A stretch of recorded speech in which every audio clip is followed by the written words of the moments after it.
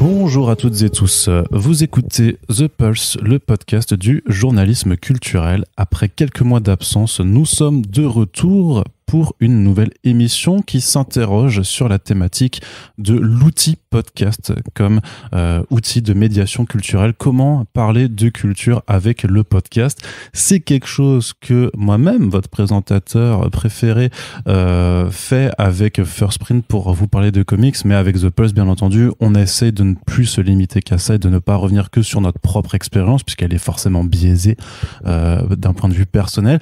Aussi, aujourd'hui, nous avons le plaisir d'avoir un invité qui fait aussi du podcast culturel depuis plus d'un an maintenant, un podcast qui s'appelle C'est plus que de la SF pour parler de science-fiction sous toutes ses formes. On est heureux d'accueillir aujourd'hui Lloyd Cherry avec nous. Salut Lloyd. Salut, merci pour l'invitation et très heureux de reprendre The Pulse avec toi. Yes, bah ça fait en plus des mois qu'on parlait de faire un crossover entre First Print et C'est plus que de la SF. Donc au moins on a trouvé un petit peu l'occasion de le faire. Donc en attendant de faire des sujets transversaux sur les comics et la SF, on va parler vraiment donc du podcast comme outil de médiation culturelle. Lloyd, j'ai envie de te poser une première question avant de rentrer vraiment dans les détails de C'est plus que de la SF, un peu de retrace aussi de ton parcours à toi. Donc tu es journaliste pour Le Point, si je ne m'abuse. Ouais, c'est ça. Donc je suis journaliste pigiste en fait pour Le Point depuis 2017 maintenant. Avant le journalisme, j'avais fait des études de cinéma et audiovisuel. J'ai fait une licence et un master à Paris 3. Je me suis un peu engouffré dans les jeux vidéo pendant un an, puis après je suis revenu et j'ai fait un master en alternance, c'était à l'université de Gennevilliers de journalisme. J'ai été formé à Radio France, donc j'ai un peu fait du France Inter, du France Bleu et Move, et ensuite comme j'avais besoin d'argent, j'ai commencé à piger. Voilà, je suis arrivé comme ça par la presse papier, ce qui n'était pas du tout prévu. Moi, je voulais faire de la radio et ça m'a plu. J'ai été pris un peu dans la magie de la presse papier.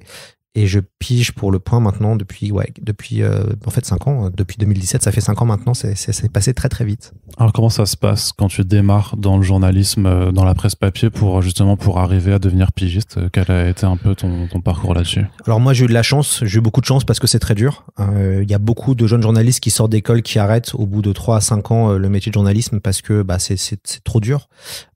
Tu rentres dans un monde extrêmement précaire, tu gagnes très peu d'argent. Moi j'ai eu de la chance puisque ma rédactrice en chef à l'époque elle était au Point Pop, Falène de la Valette, on se connaissait bien et donc elle a commencé à me faire écrire sur les jeux vidéo et au fur et à mesure j'ai mis un pied dans la porte et j'ai commencé après à faire des papiers sur d'autres thématiques. Donc il y avait jeux vidéo, cinéma et surtout littérature et je me suis spécialisé après dans les littératures de l'imaginaire et précisément dans la science-fiction. C'est hyper compliqué de commencer dans le journalisme. C'est sûr moi quand j'ai commencé on nous le disait en école, vous allez voir c'est très dur, certains arrêteront ce métier et puis quand vous lancez dedans dans la pige, c'est là où vous comprenez que c'est Wild Wild West, que vous êtes pas très bien payé, que c'est compliqué parce que entre jeunes pigistes vous parlez pas forcément de combien vous gagnez et que c'est pas forcément évident. Moi, j'ai eu de la chance, j'ai pigé pour Le Point très vite. J'ai après pigé pour Les Inrocks, j'ai pigé pour Télérama. Donc, j'ai quand même eu de la chance de pouvoir écrire dans beaucoup de médias et de entre guillemets, la grande presse culturelle. Donc ça, c'était super, mais j'ai mis du temps avant d'en vivre. Il a fallu attendre 2 ans. Ouais. Pendant 2 ans, je gagnais moins de 500 € par mois. Donc, heureusement que j'étais chez mon père à Paris. Et puis, il y a eu une bascule à un moment donné. Mais ça s'est fait parce que je faisais aussi du public rédactionnel, chose qu'on n'en parle pas du tout assez, mais moi il y a eu des mois où le public rédactionnel m'a sauvé. Donc le public rédac, ça veut dire que ce sont souvent c'est de la communication. En gros, on vous demande d'écrire un article positif que vous ne signez pas d'ailleurs sur un sujet quelconque. Et du coup, moi il y a eu des mois où ça m'a vraiment sauvé. Je cracherai jamais sur les équipes com et marketing de médias parce que l'article qui vous est payé peut-être 80 € l'article ou 150 € l'article, et quand vous faites un publi, c'est payé 300 €. Donc du coup, ça c'est aussi une vraie réalité. Et moi j'en parle quand j'interviens dans les écoles de journalisme. N'ayez pas honte de faire du public rédactionnel pour commencer, pour survivre. Surtout que votre nom apparaît pas, mais après au fur et à mesure de vos aventures professionnelles, après on espère que vous serez recruté en CDI et donc vous n'aurez plus besoin de faire ça, mais il a fallu faire beaucoup de choses, il a fallu diversifier en fait, et ça c'est un truc que j'ai appris très vite à faire. Ça veut dire que entre la pige, le public rédac, le podcast, les tables rondes et les conférences, les papiers dans des bouquins, Tout ça fait que tu arrives à générer une économie et tu arrives à la fin du mois à plutôt bien t'en sortir. Mais ça demande un travail non-stop et en permanence. Donc voilà, j'ai pris des vacances là il y a pas longtemps, l'été dernier, mais ça faisait 5 ans que j'ai pas pris de vacances. Les premières. Alors juste pour revenir un petit peu, juste pour celles et ceux qui sont pas forcément au fait avec tous les termes du journalisme non plus, la pige concrètement donc c'est l'article que tu proposes contre une rémunération. C'est ça, tout à fait. Je vais solliciter des rédacteurs en chef et je vais leur proposer, bah tiens, il y a une actu, je vais faire un papier sur ça. Est-ce que ça t'intéresse? Je vais faire une interview et puis après tu peux avoir des scoops aussi. Donc c'est toi en tant que journaliste qui va aller chercher le média pour lui proposer un article et le rédacteur en chef dit oui ou non. Après, dans mon cas, ça fait des années que je travaille pour Le Point, donc j'ai pas vraiment ce problème-là. J'envoie un mail, on me dit oui et puis après. À la fin du mois, j'envoie les piges que j'ai écrits à la personne qui s'occupera de me payer. Mais ça prend beaucoup de temps et puis c'est compliqué parce qu'il y a une forme d'injustice entre guillemets. Ça veut dire que vous allez voir des gens qui vont faire de l'alternance, qui vont être pris après, donc ils vont être alternants, qui vont après enchaîner sur un CDD, puis après un CDI, et puis certains autres vont pas avoir ce chemin-là. Ils vont commencer avec de la pige. Ils vont peut-être faire de la pige pendant, je sais pas, entre 3 à 8 ans avant de rentrer dans une rédaction. Ce qui est super avec la pige, c'est que si vous voulez être journaliste, il faut faire de la pige. En gros, c'est le test ultime, quoi. C'est si vous êtes OK pour trimer sans arrêt, être sous-payé, entre guillemets. Mais c'est le grand moment de motivation, c'est le grand moment où vous savez ou pas si vous voulez faire ce métier. Après, moi, j'entends totalement et je critique pas et j'ai pas de jugement sur les gens qui arrêtent parce que c'est trop dur. Parce que, en effet, être payé 500 € par mois, quand vous avez, moi j'ai commencé tard en plus, j'ai commencé à 28 ans. Voilà, tous vos copains ont plutôt d'autres postes. Tu peux avoir d'autres prétentions salariales ou d'autres prétentions sur ton mode de vie. Ouais. Mais c'est une école aussi de la. Vous apprenez enfin, moi j'ai vraiment appris. J'ai eu beaucoup de chance d'avoir 2 red chefs. Donc Falène de la Vallette et Mathilde Sebon qui m'ont formé et qui m'ont fait mal à l'ego et c'était super. Parce que quand vous devez réécrire intégralement un papier que vous avez déjà passé 2 jours à le faire et que finalement vous ne serez pas plus payé, mais il faut le réécrire pour que vous soyez meilleur. Bon c'est une super école de la vie, quoi. Parce que c'est pas en salaire horaire en fait, c'est que t'es payé au nombre de signes et du coup c'est que si tu passes mettons que tu sois quelqu'un d'extrêmement doué, que tu le fasses en 2 heures ou par contre ou que t'as un peu plus de soucis et que tu le fasses en 2 jours, ce sera la même chose pour toi au final. Tout à fait. En fait, alors ça a changé maintenant au point avant à l'époque on était payé à l'article. Donc on était payé à peu près 92 € brut le papier qui fasse 1500 ou 6000 signes. Ah ouais. Donc c'était à vous de. C'est la douille ça aussi. Ouais, c'était pas évident. Après, à ce moment-là, qu'on pigeait sur le papier, on était beaucoup plus payé parce qu'il y avait en fait, donc là c'était sur le web, on n'avait pas les mêmes tarifs que sur le papier et le papier était beaucoup mieux payé que le web. Ouais. Et puis après ils ont harmonisé tout. Et du coup maintenant c'est par signe, donc c'est beaucoup plus intéressant. Et en effet, comme tu le dis très bien, on entre dans un phénomène où le temps c'est de l'argent. Donc si vous passez une journée à écrire un article, ça va. Si moi ça m'est déjà arrivé de faire des longues enquêtes qui m'ont pris 1 semaine, bon globalement vous faites pas ça pour l'argent, vous le faites ça pour le plaisir après de l'enquête et peut-être marquer un coup. Mais c'est sûr que en fait vous rentrez dans une dynamique de productivisme en fait. Il faut produire un maximum de papier. Et le problème, c'est que si vous allez vite ou trop vite, vous bâclez un petit peu. Et du coup, les papiers sont moins bons. Et puis après, on se retrouve avec des gens qui font du plagiat. Enfin, c'est pas par hasard que des journalistes font du plagiat. C'est que souvent, moi, je pense, surtout des pigistes, c'est que souvent, ils sont tellement pressurisés qu'ils se disent, ça va passer. Alors, moi, je justifie rien, c'est pas normal. Mais en fait, ça s'explique aussi parce qu'on a moins le temps d'écrire. Et le must, c'est quand vous arrivez en tout cas, d'un point de vue financier, à vous en sortir pour passer le temps que vous voulez sur vos articles. Sans pour autant être obligé de rendre 3 papiers dans la journée parce que il faut juste manger, quoi. Et encore, moi j'ai eu de la chance parce que Le Point a toujours très bien traité ses pigistes et a toujours été régulier. Donc ça c'est super, mais quand vous faites débarquer d'une rédaction, et d'ailleurs on vous le dit tous, ne mettez pas vos œufs dans le même panier. Travaillez pour plusieurs rédactions. Parce que sinon, du coup le jour où ça se termine dans une rédac, ça devient très très compliqué.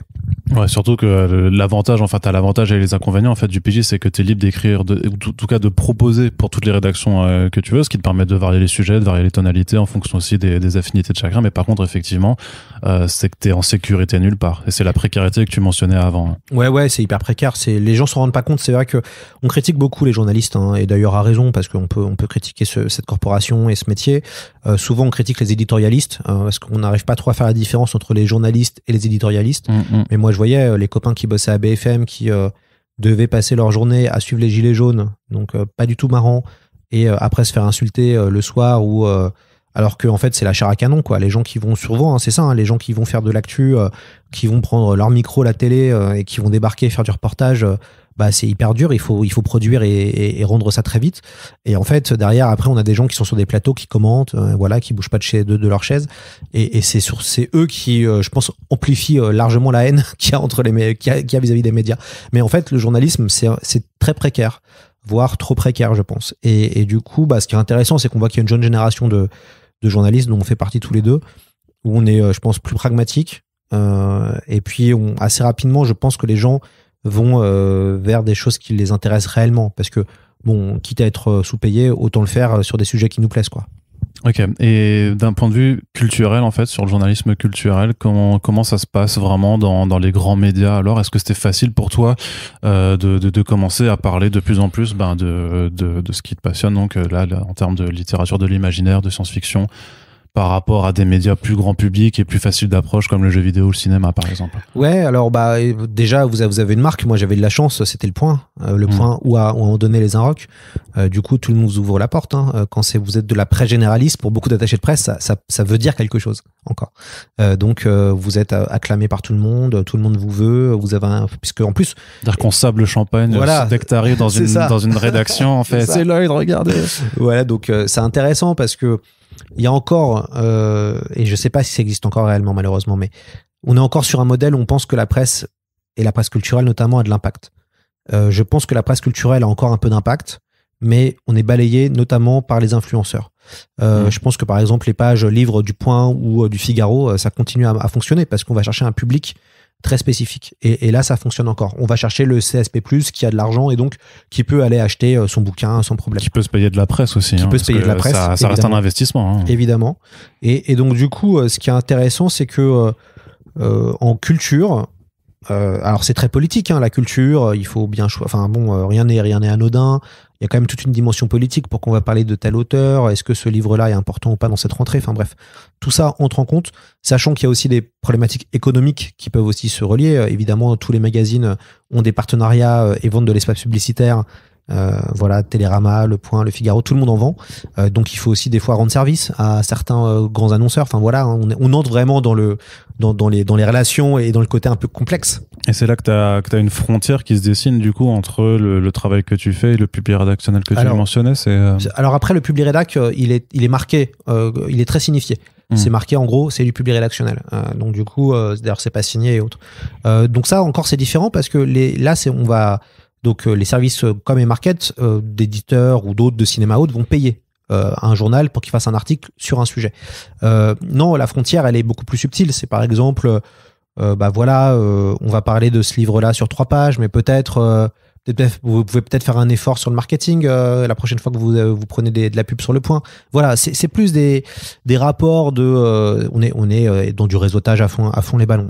Et la culture à ce niveau-là et je pense c'est beaucoup sur le côté réseautage comme la politique. Et du coup les deux je les mets un peu ensemble. Ce qui est compliqué quand tu commences, enfin pas forcément en édition c'est génial. Et voilà, même s'il n'y a plus de budget, malheureusement, c'est fini l'âge d'or. Hein, on parle aux vieux journalistes, entre guillemets, qui ont connu l'âge d'or, des trucs incroyables, des voyages presse de folie. Tout ça, ça s'est terminé. Les deux seuls endroits où il y a encore un peu de budget pour te faire voyager, c'est le luxe ou la high-tech jeux vidéo. Ouais. Donc moi, j'ai pu faire le tour du monde parce que je suivais les jeux vidéo pour Le Point. Donc évidemment...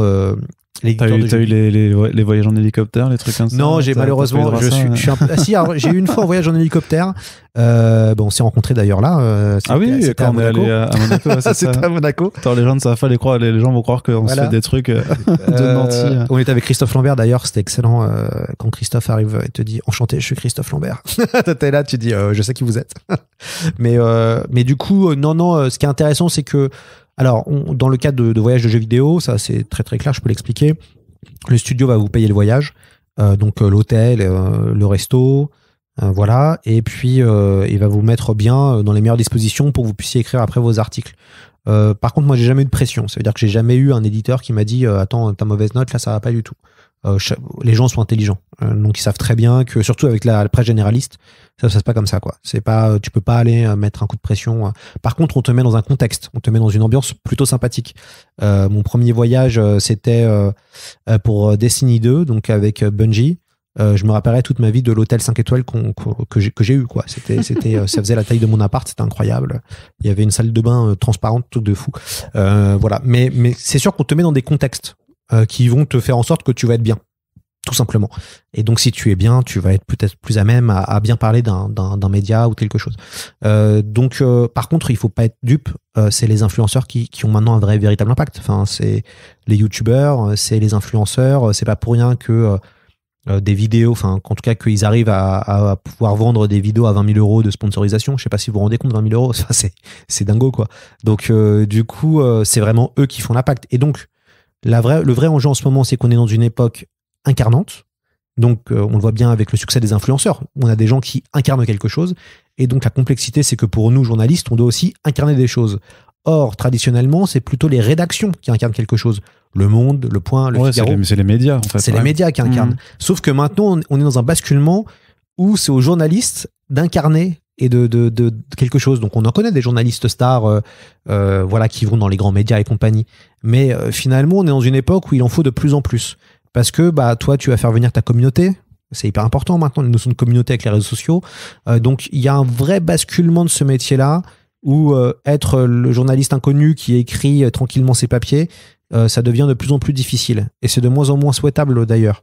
Parce que plus le journaliste pèse quelque chose, plus il pourra faire valoir ses droits, à part quand il est dans une énorme rédac type Le Monde, où bon, bah, les journalistes sont entre guillemets autonomes et arrivent à avoir un vrai rapport de force vis-à-vis d'une direction, par exemple. Est-ce que c'est dangereux pour le métier de journaliste culturel en tant que ça? Parce que j'ai quand même l'impression, tu vois, que par rapport à la notion d'influenceur, en fait, tu as quand même un sentiment, on va dire, de neutralité ou à la limite d'angle journalistique qui techniquement est censé t'apporter une plus-value par rapport à l'influenceur dont le rôle est littéralement en fait d'influencer, où tu peux enfin en tout cas pour moi dans cette définition là, c'est-à-dire que le point de vue critique ou l'angle analytique il est pas présent puisque son but là lui n'est pas forcément de parler de quelque chose et de le décrypter mais juste de te le vendre.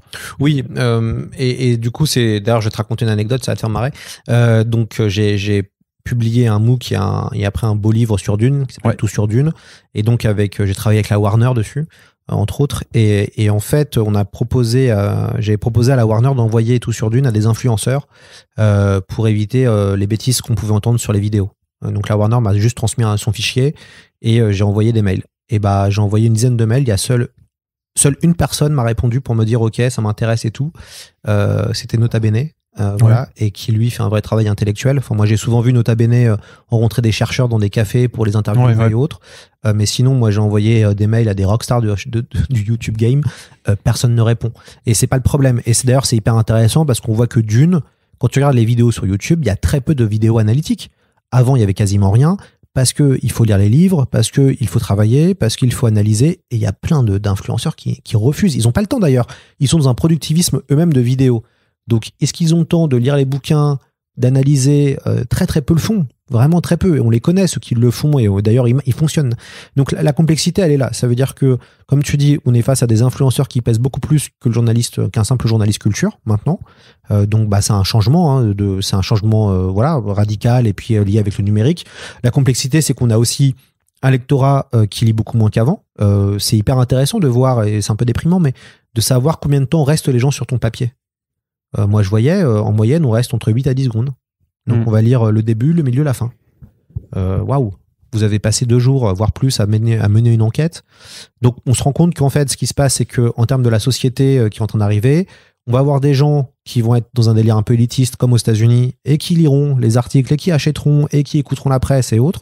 Et il y aura toute une partie de la population qui ne voudra pas, d'ailleurs, forcément se cultiver, qui ira plutôt écouter des influenceurs, et ça ne posera pas de problème. Et ça, c'est hyper fascinant. Parce qu'il y a un basculement. Alors, des fois, moi, je pense à Idiocratie, grand film de science-fiction, quand je suis un peu négatif, quand j'ai un mauvais état de vie. Mais sinon, je me dis que bon, bah, il y a un basculement générationnel et aussi des usages, et qu'il va falloir évoluer. Par contre, la qualité, elle restera. Moi, je pense que le luxe, par exemple, ça restera. Quoi, dans n'importe quel monde, ça restera. Donc, sauf qu'on a une fracture.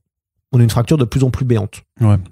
Donc, est-ce que le journalisme culturel est en danger ? Je pense que les médias vont pas bien. Les médias sont en danger, et notamment en France, parce qu'ils ne se sont pas assez renouvelés. Ouais. Et on le voit totalement dans qui est embauché dans les médias. Enfin, il y a un manque de créativité dans beaucoup de rédactions qui est dingue. Même sur les podcasts. On voit à quel point c'est compliqué dans plein de médias d'arriver à lancer un podcast quand on est journaliste de ce média-là.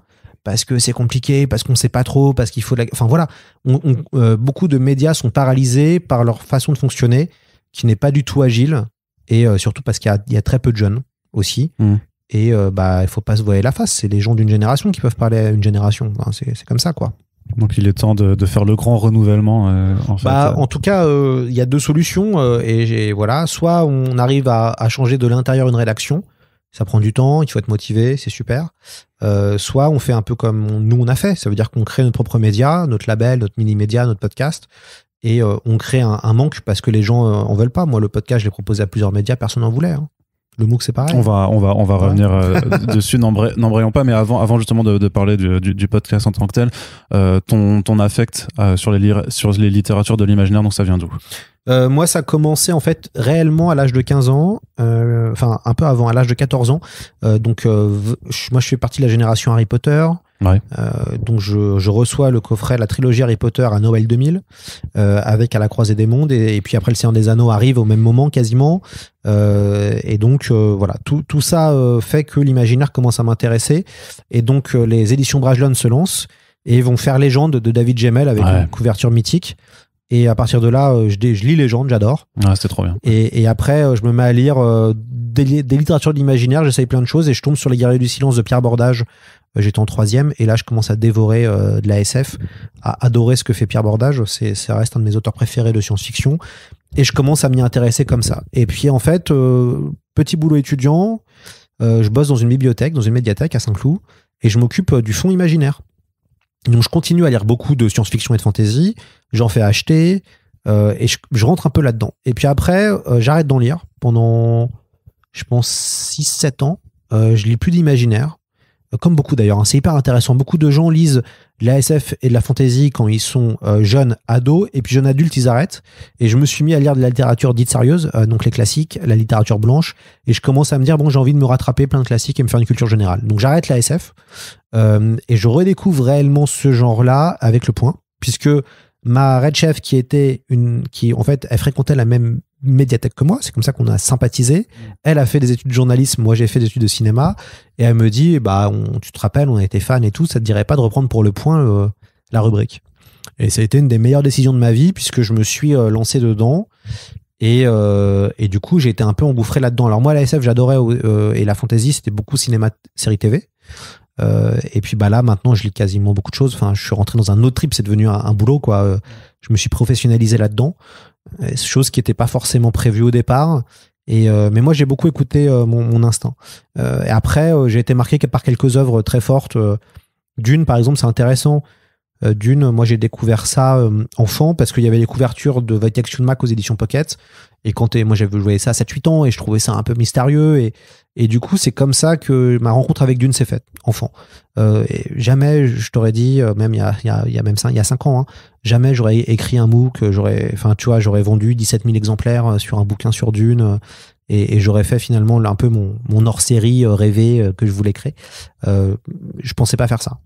Comme j'aimais beaucoup la SF, mais tu vois, j'avais fait juste une seule convention en 2007 à Sèvres, mais j'étais pas du tout dans le fandom, j'étais pas du tout dans cet univers-là. Pour moi, voilà, c'était assez nébuleux tout ça. Donc je me suis lancé comme ça, moi, dans la littérature de l'imaginaire, et puis maintenant je suis un mordu du truc, quoi.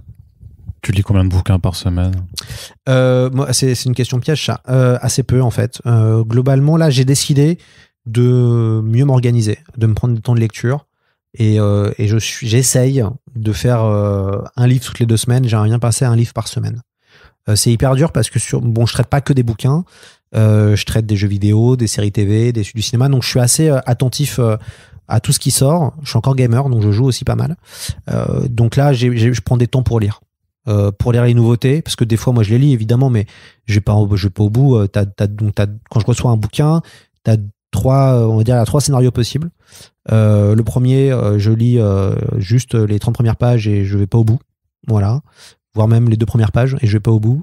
Le deuxième, je vais pas au bout, mais je lis la moitié. Donc je vois où ça va et après je peux parler, écrire dessus. Et le troisième, je lis tout. Voilà. Et quand j'arrive à tout lire, ça veut dire que le livre m'a vraiment plu parce que quand j'arrête, et ça m'est arrivé il y a pas très longtemps d'ailleurs, et ça fait vraiment plaisir, c'est retrouver un peu le sense of wonder de la lecture. Ça veut dire que vous êtes pris dans un bouquin et vous n'allez pas le lâcher pendant 3 jours.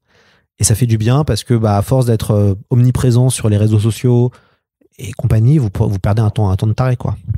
Ouais, c'est ça. Donc, de toute façon, c'est toujours le facteur temps qui te manque, et d'autant plus, enfin, moi, je l'ai aussi par rapport à tout ce qui sort en termes de bande dessinée, mais en plus, là, enfin, on est sur des livres sans images, donc ça prend encore plus de temps techniquement à lire. Après, tu peux avoir, voilà, des petites novellas de Ken Liu, des trucs, voilà, qui font 80 pages et qui, et que je lis, ouais, bien sûr. Tu vois, et voilà. qui sont super cool, mais c'est vrai que, voilà, quand tu dois te taper, je sais pas, allez, on va dire, si tu dois te refaire la roue du temps en prévision de la série télé, tu vois, là, tu fais, ouais. C'est dur. Ouais. Non, c'est dur. Et même pour Dune, j'ai pas tout relu. Ouais, puis parce que Dune, c'est un sacré pavé aussi. Dune, quoi. j'ai lu le premier cycle pour préparer le MOOC Dune, mais j'ai relu 3 fois le roman quand même, le premier roman qui fait 700 pages, mais j'ai pas du tout relu. Enfin, et en fait, bon, j'aurais peut-être dû, mais en même temps, comme le MOOC était en vraiment anglais sur les 2 premiers, Dune et le Messie, bon, ça m'a pas forcément trop gêné, puis j'avais en tête le livre. Mais c'est vrai que ça prend un temps fou, et comme tu l'as dit très bien, on vit un âge d'or de la culture qui est incroyable, mais on n'a jamais eu autant d'offres. En termes d'offres, c'est ouf. En termes d'offres, c'est exceptionnel. Mais entre la lecture, les jeux vidéo, Netflix, les séries TV, les films, les podcasts, les médias, la radio, les gens, en fait, on se bat, c'est la guerre de l'attention. On se bat pour capter l'audience. C'est une vraie guerre qui se joue tous les jours, quoi. T'as l'impression parfois d'avoir du mal à te concentrer, d'être tellement capté, sollicité de tous les côtés que t'as du mal parfois à faire quelque chose. Est-ce que t'arrives à regarder des épisodes de séries télé de 50 minutes sans... Ouais, je me force. Alors après, c'est un bon challenge. Si c'est très bien, tu regardes pas ton portable ou très peu. Mais oui, maintenant, moi, je m'oblige. Je commence à avoir une rigueur sur ça parce que, en fait, vous rentrez dans un mauvais délire qui est de penser et de croire qu'il faut que vous soyez omniprésent sur tout, sinon la Terre va s'arrêter. En fait, c'est pas vrai. C'est le fameux fear of missing out. C'est ça, tout à fait. Et il faut sortir de ça. Et là, moi, je suis dans une optique d'essayer de gagner plus de temps. Donc, ça veut dire de préparer les podcasts, par exemple. Moi, souvent, c'est... je prépare pas en amont. Là, je commence à me dire, sur 2 mois, tu vas préparer, tu vas planifier. Qu'est-ce que tu vas faire sur 2 mois? Moi, je suis plus en fonction du jeu. Je sens beaucoup l'actu. Donc là, par exemple, le podcast de cette semaine, ça va être sur les métaverses. Voilà, je trouvais ça hyper intéressant d'en parler, mais on en parle depuis 3 semaines des métaverses, donc je me suis dit tiens, c'est vrai qu'on peut en parler en SF. Voilà, ça fait et en fait nous on est obligé de plus planifier si on veut arriver à tout gérer, et c'est hyper difficile, et sachant qu'on a de la chance, enfin je sais pas si on a de la chance, mais pour l'instant on n'a pas d'enfants. Moi ce que je vois, en tout cas moi qui peut-être aimerais en avoir un jour, je vois tous les copains qui ont des enfants, c'est fini, quoi. Donc c'est un autre problème de temps à c'est trouver. une autre problématique, ouais. Donc je me dis, plus vite j'aurais mis en place une rigueur et un planning, et moi c'est pas du tout mon délire d'être rigoureux sur ça, mieux ce sera pour la suite. Après, surtout là, j'ai l'impression que c'est plus le stade de à partir du moment où tu deviens père, où là effectivement tu dois avoir un temps d'ajustement, mais après je vois aussi quand même pas mal de streamers ou d'autres journalistes qui ont des gosses et qui arrivent quand même à faire tous les trucs, donc bien sûr, t'apprends à gérer après voilà, faut une organisation. Donc c'est plus que de la SF, ça part d'où? Pourquoi le podcast? À quel moment tu te dis il y a sûrement un manque? J'imagine que tu as identifié un manque, parce que même c'est vrai que moi j'ai rédigé pendant un temps même sur le site Sci Fantasy, qui avait une petite partie un peu dédiée sur la littérature aussi, et moi j'avais le constat que effectivement sur internet, en tout cas vraiment sur le côté web plus que côté presse traditionnelle, il y a un manque en fait de sites vraiment spécialisés sur la SF, sur la fantasy, sur l'imaginaire de façon générale, quoi. Alors moi à ce moment-là, quand j'ai décidé de lancer C'est plus que de la SF, la radio me manquait. Comme j'ai dit tout à l'heure, j'ai été formé en radio, donc ça me manquait, quoi, de pas faire de l'interview, tout ça. Je voulais en refaire. Il n'existait rien en science-fiction en termes de podcasts, donc je m'étais dit il y a beaucoup de podcasts cinéma, il y a beaucoup de podcasts sur les BD, mais il y a quasiment rien sur la SF pure. Elbakin faisait pas de podcast? Si, mais en fait c'était l'angle fantasy Elbakin. Donc il faisait pas SF pure. Donc il y avait rien vraiment sur le côté science-fiction. Donc je me suis dit que ça me plaisait, qu'il y avait un marché à prendre, tout simplement. Très pragmatique, hein. Moi j'ai développé un rapport, et on en reparlera je pense tout à l'heure, un rapport business assez fort pour arriver à survivre dans ce monde. Et donc du coup je m'étais dit bon bah ok, il y a un marché, il y a une offre, la science-fiction, ça me plaît, j'ai envie d'interviewer des gens, j'ai un carnet d'adresses que je vais pouvoir faire, et l'idée était vraiment d'interviewer, donc c'est un podcast d'interview. Et moi j'ai été formé à Radio France, donc j'aimais beaucoup ce temps, mais temps qui est très difficile à avoir, ce temps de la discussion. Ce temps que tu retrouves sur France Culture, par exemple, où tu vas pouvoir parler pendant 45 minutes sans couper. La personne peut vraiment donner son avis, sa pensée, et ça, c'est super. Et du coup, moi, c'était ça qui me plaisait, ce que je voulais faire. Alors après, tout de suite, je me suis dit, le temps, c'est de l'argent, je ne peux pas faire ça gratuitement. Donc, il a fallu trouver un business model assez vite. Et donc, je suis allé voir ActuSF, qui était donc un site de science-fiction spécialisé, en leur proposant, ils me payent sur le podcast. Donc, je suis payé par épisode. Donc je reçois de l'argent par épisode. Okay. Et donc du coup l'idée était que ce soit comme une pige. L'idée était pour moi de se dire bon bah voilà, je vais prendre une journée pour travailler sur le podcast, je serai payé tant, et puis voilà quoi. Donc c'est comme ça que ça a commencé. J'ai commencé 2 jours après le confinement, enfin pas 2 jours après, mais 2 semaines après le confinement. Donc ça a été une forme d'angoisse parce que moi au début j'étais un peu naïf, je voulais faire du 30 minutes. Pas plus de 30 minutes. Ouais, c'était un peu court. C'était un peu court. L'idée était de faire du court parce que je savais que les gens n'avaient pas le temps ou peu le temps. Donc j'étais en mode, on va faire du court. Hyper bonne qualité radio. Je vais faire les interviews en live avec mon micro Zoom. Et puis la pandémie est arrivée. Donc je me suis dit, on va faire les gens vont s'enregistrer même. On va faire par distance en fait. Et puis après, au fur et à mesure, les gens voulaient plus. Les gens étaient frustrés que ça ne dure que 30 minutes par exemple. Donc ils voulaient 1 heure. Et je me suis dit, quitte à continuer à discuter, on va monter un peu. Et donc, on est à 40, 50, 1 heure, voire plus. J'ai fait un épisode de 2 heures sur Godzilla qui a bien marché d'ailleurs. Je suis hyper surpris.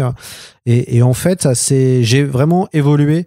Le format a évolué en fonction aussi de mes aventures. Hyper important, pour moi, il fallait une forme de reconnaissance. Parce qu'il y avait aussi des enjeux existentiels, quoi. De se dire... moi, le podcast, on me l'a refusé. Je me disais, mais attends, il y a un potentiel, je sais que ça va marcher. Et puis, au bout de 3 mois, j'ai reçu les 2 T de Télérama. Donc, je me suis dit, ça va, c'est bon. Je suis au clair avec moi-même. Et puis, après, il y a eu l'aventure du MOOC, qui est hyper reliée avec l'aventure du podcast. Parce que le podcast commence juste un peu avant le projet de faire un magazine book sur Dune, avant qu'on lance un crowdfunding. Et donc, ça explose avec le crowdfunding. Et en fait, les gens qui écoutaient le podcast ont acheté le MOOC. Et les gens qui ont acheté le MOOC ont découvert le podcast. Donc tout ça, le fait que je sorte les 2 ensemble sur le même label, que j'ai théorisé au fur et à mesure, ça a beaucoup joué aussi pour faire en sorte que le podcast soit écouté. Mais à partir du premier constat, déjà, tu sentais que la science-fiction en tant que sujet pouvait marcher. C'est-à-dire que pourtant en France, il y a quand même une appétence pour... Alors c'est une culture qui reste, on va dire, pas forcément celle qui est la plus mise en avant, que ce soit dans n'importe quelle forme de média. Donc on est quand même sur... C'est pas de la culture de niche comme le comics, mais on est quand même sur une niche aussi.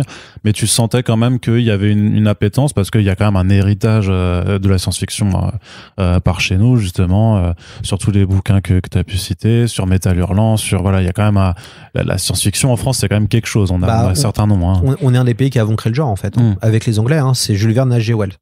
Donc voilà, on est un des pays, on l'oublie, mais la France est un des pays qui a créé le genre de la SF. Donc il y a une appétence en France. En plus, en ce moment, on était pile au moment d'une vague d'Amasio. Les Furtifs venaient de sortir. Les Furtifs, c'est quand même 200 000 exemplaires grand format. Enfin, c'est pour un roman de SF.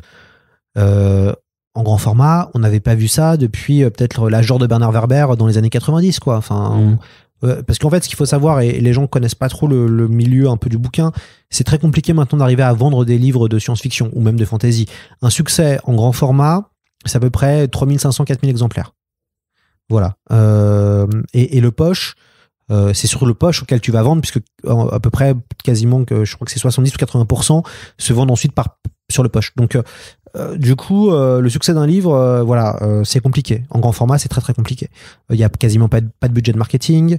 Donc, on est loin de l'époque où on vendait 10 000, 20 000, 30 000 ex. On a connu ces époques-là dans les années 70, 80. On vendait beaucoup de SF.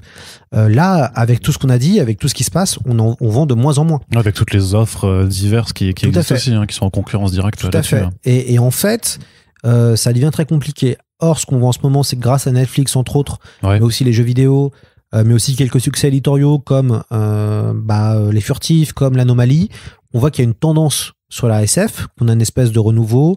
Thomas Pesquet qui part dans l'espace, ça fait rêver. Et en fait, la pandémie, c'est plus que de la SF, quoi. Globalement, on vit un espèce de moment post-apo. De la bonne anticipation. Voilà, donc même la réalité devient propre. Enfin, quand Facebook annonce le métaverse, c'est un truc inventé par Neil Stephenson dans le Samouraï virtuel en 92. Enfin, ça y est, on vit aussi des choses où des idées qu'on avait de la science-fiction commencent à devenir plus ou moins réelles. Et donc, évidemment, il y a une appétence pour la SF. Et en France, il y en a une. Il y a des gens qui aiment vraiment la SF. Alors, c'est marrant, moi, je vois en termes d'auditeurs, en termes d'audience, moi, là, ça y est, je suis à presque 600 000 écoutes en 1 an et demi de podcast. Et ce qui est intéressant, donc en moyenne, les podcasts sont écoutés, moi, entre 4 et 5 000 fois par épisode, avec après des pics de 7-8 000 pour les sujets qui marchent le mieux. Et ce qui est intéressant, moi, je rencontre mes auditeurs grâce à des dédicaces, des choses comme ça, et je vois que c'est très, très, très diversifié. Je vais avoir des gens qui ont 40-50 ans, qui me remercient parce qu'ils ne peuvent pas parler de SF à la maison. Et donc, pour eux, écouter le podcast, ça leur permet de se mettre au niveau, de combler un manque. De combler un manque. Je vais avoir des jeunes qui vont écouter, qui vont pas tout écouter d'ailleurs, qui vont écouter en fonction des émissions. Donc, très bien, qui vont grappiller. Je vais avoir des gens qui vont tout écouter. Mais ce qui est super, c'est, en tout cas, de ce que les gens me disent, c'est qu'il y avait rien, il y avait un manque. Et donc, j'ai comblé le manque. Donc, ça, c'est hyper intéressant. Sachant que ce qui est chouette, c'est que pour que ça fonctionne, il faut que ce soit régulier. Et donc, moi, je fais un épisode par semaine, voire plus, quand j'ai des sponsors, ou voire beaucoup plus quand je fais une semaine spéciale. Une semaine thématique. Et là, j'en fais 5 dans ma semaine, mais c'est assez fatigant et je me rends compte que je vais arrêter ou je vais vraiment diminuer les semaines thématiques parce que si vous n'avez pas un truc très fort en termes de semaines thématiques, j'ai fait une semaine d'une. Par exemple, en termes d'audience, je faisais du 5000 par jour. Là, j'ai fait une semaine BD, je voyais que c'était beaucoup plus diffus. Que sur les 5 épisodes, ça va être plutôt l'épisode sur Goldorak, qui a très très bien marché. Mais Goldorak a vendu presque 50 000 exemplaires en 3 semaines. Donc évidemment, il y a un truc que je vois sur mes audiences. Si vous avez de l'actualité ou si vous avez quelque chose qui cartonne, je pense à l'épisode de Mathieu Bablet à l'époque que j'avais sorti sur Carbone et Silicium que tu connais bien, le podcast avait explosé. Parce que tu es sur une actu. Donc tu as aussi cette problématique qui est traiter du fond et des classiques. Moi, ce qui marche le mieux, c'est les podcasts cinéma audiovisuel, faire sur les grands classiques de la SF. Et en même temps, quand tu es sur de l'actu, les gens ils veulent écouter pour comprendre pourquoi c'est cette actu-là, quoi. Et le nom, c'est plus que de la SF, alors ça vient de où? Alors, c'est né, c'est assez rigolo. C'est un running gag, non? Ouais, c'est ça. En fait, avec Fallen de la Valette, on a coécrit un article sur les furtifs de Damasio, et on a écrit que Damasio c'était plus que de la SF. Et donc l'expression fait une espèce de tollé dans le fandom SF, puisque dans le genre de l'imaginaire, il y a un fandom assez présent de gens qui se retrouvent en festival, il y a beaucoup de blogueurs, il y a une vraie communauté. Et donc le mot devient en fait un espèce de gag pour dire c'est pas de la science-fiction, c'est mieux que ça, quoi. Puisque souvent en France, on a cette tendance-là à vouloir cacher quand c'est de la SF ou pas assumer. Welbeck est pas vendu en SF, alors qu'il en fait.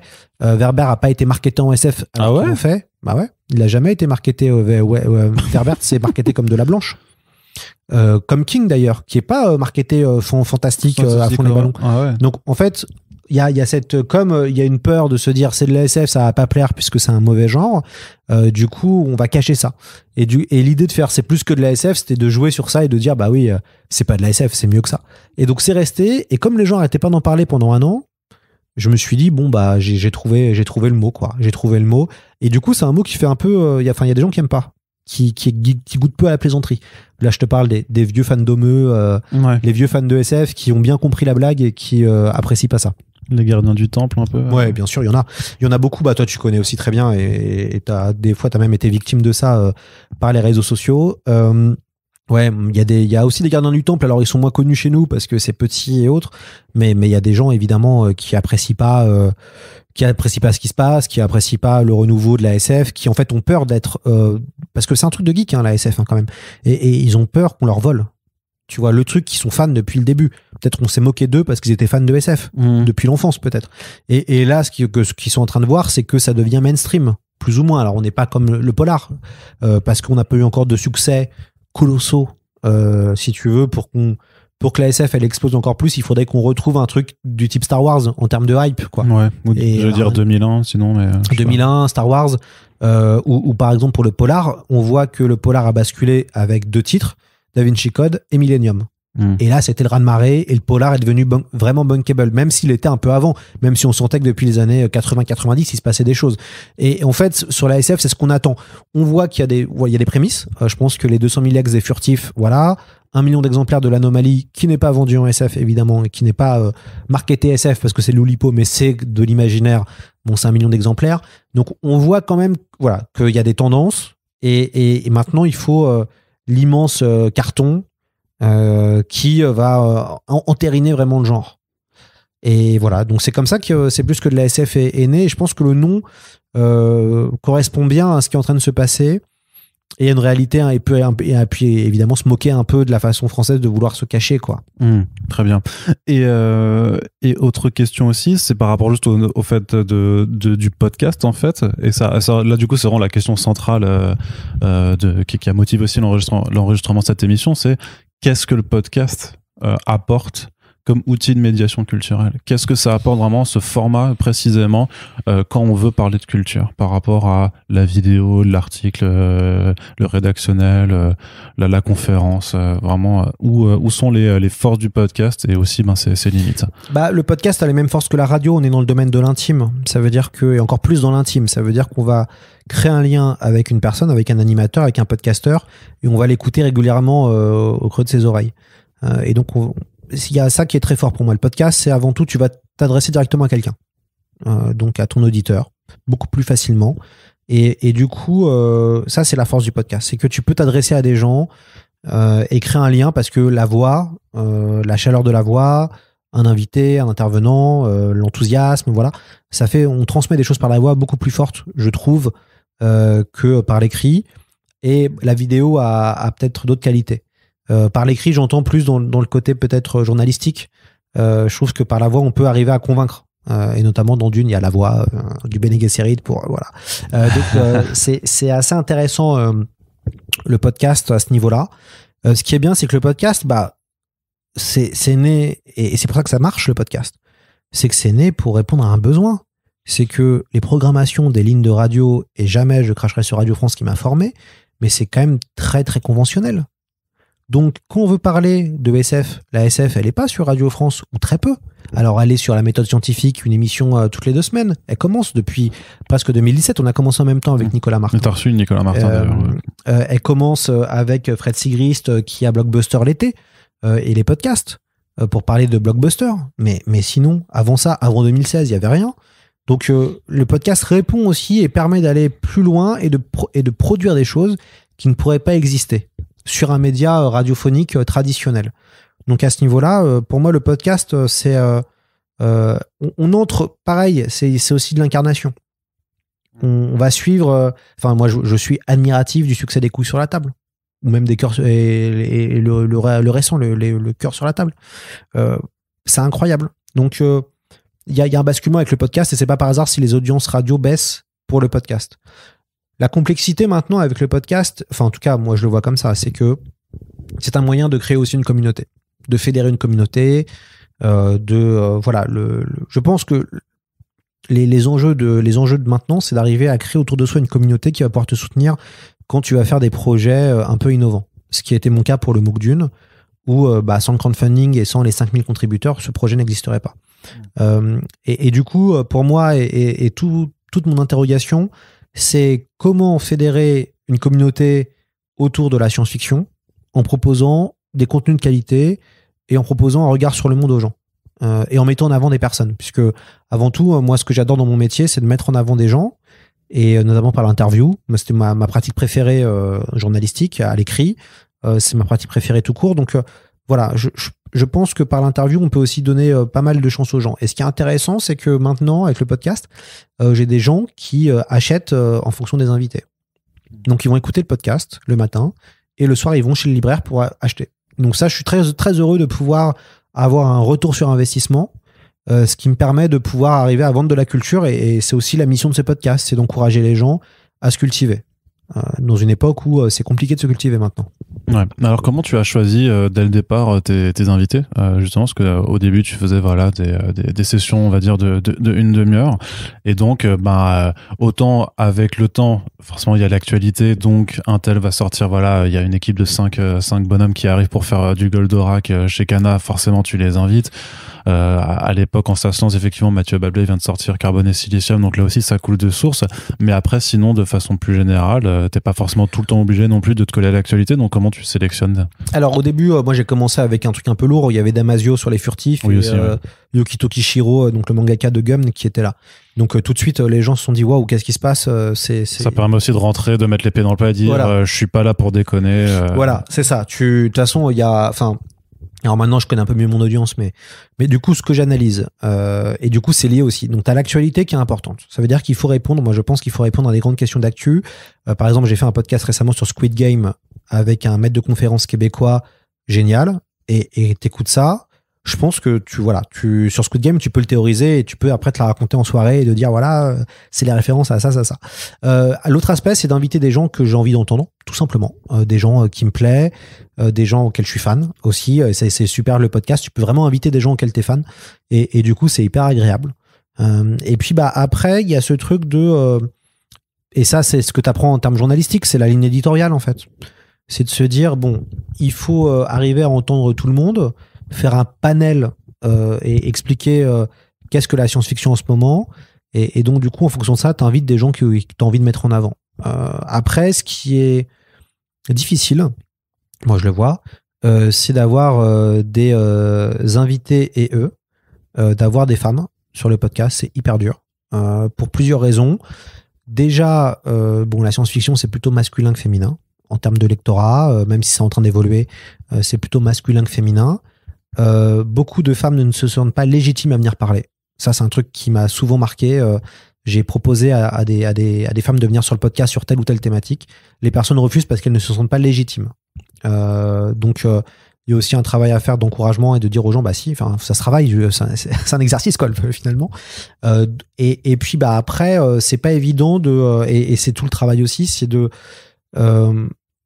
l'idée du podcast, c'était d'avoir les meilleures personnes sur les meilleurs sujets. Voilà. Et donc c'est trouver les meilleures personnes sur les meilleurs sujets à chaque fois.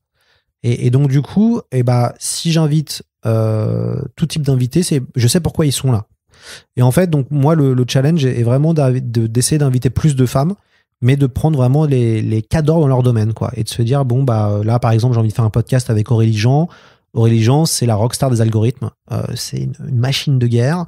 Et on va faire un podcast ensemble et c'est trop bien parce que voilà. Mais du coup, souvent, on m'a demandé qu'il y ait plus de femmes sur le podcast, et moi j'entends, pour moi c'est l'angle mort du podcast, c'est qu'il n'y a pas assez de femmes, et j'entends les critiques, aucun problème là-dessus.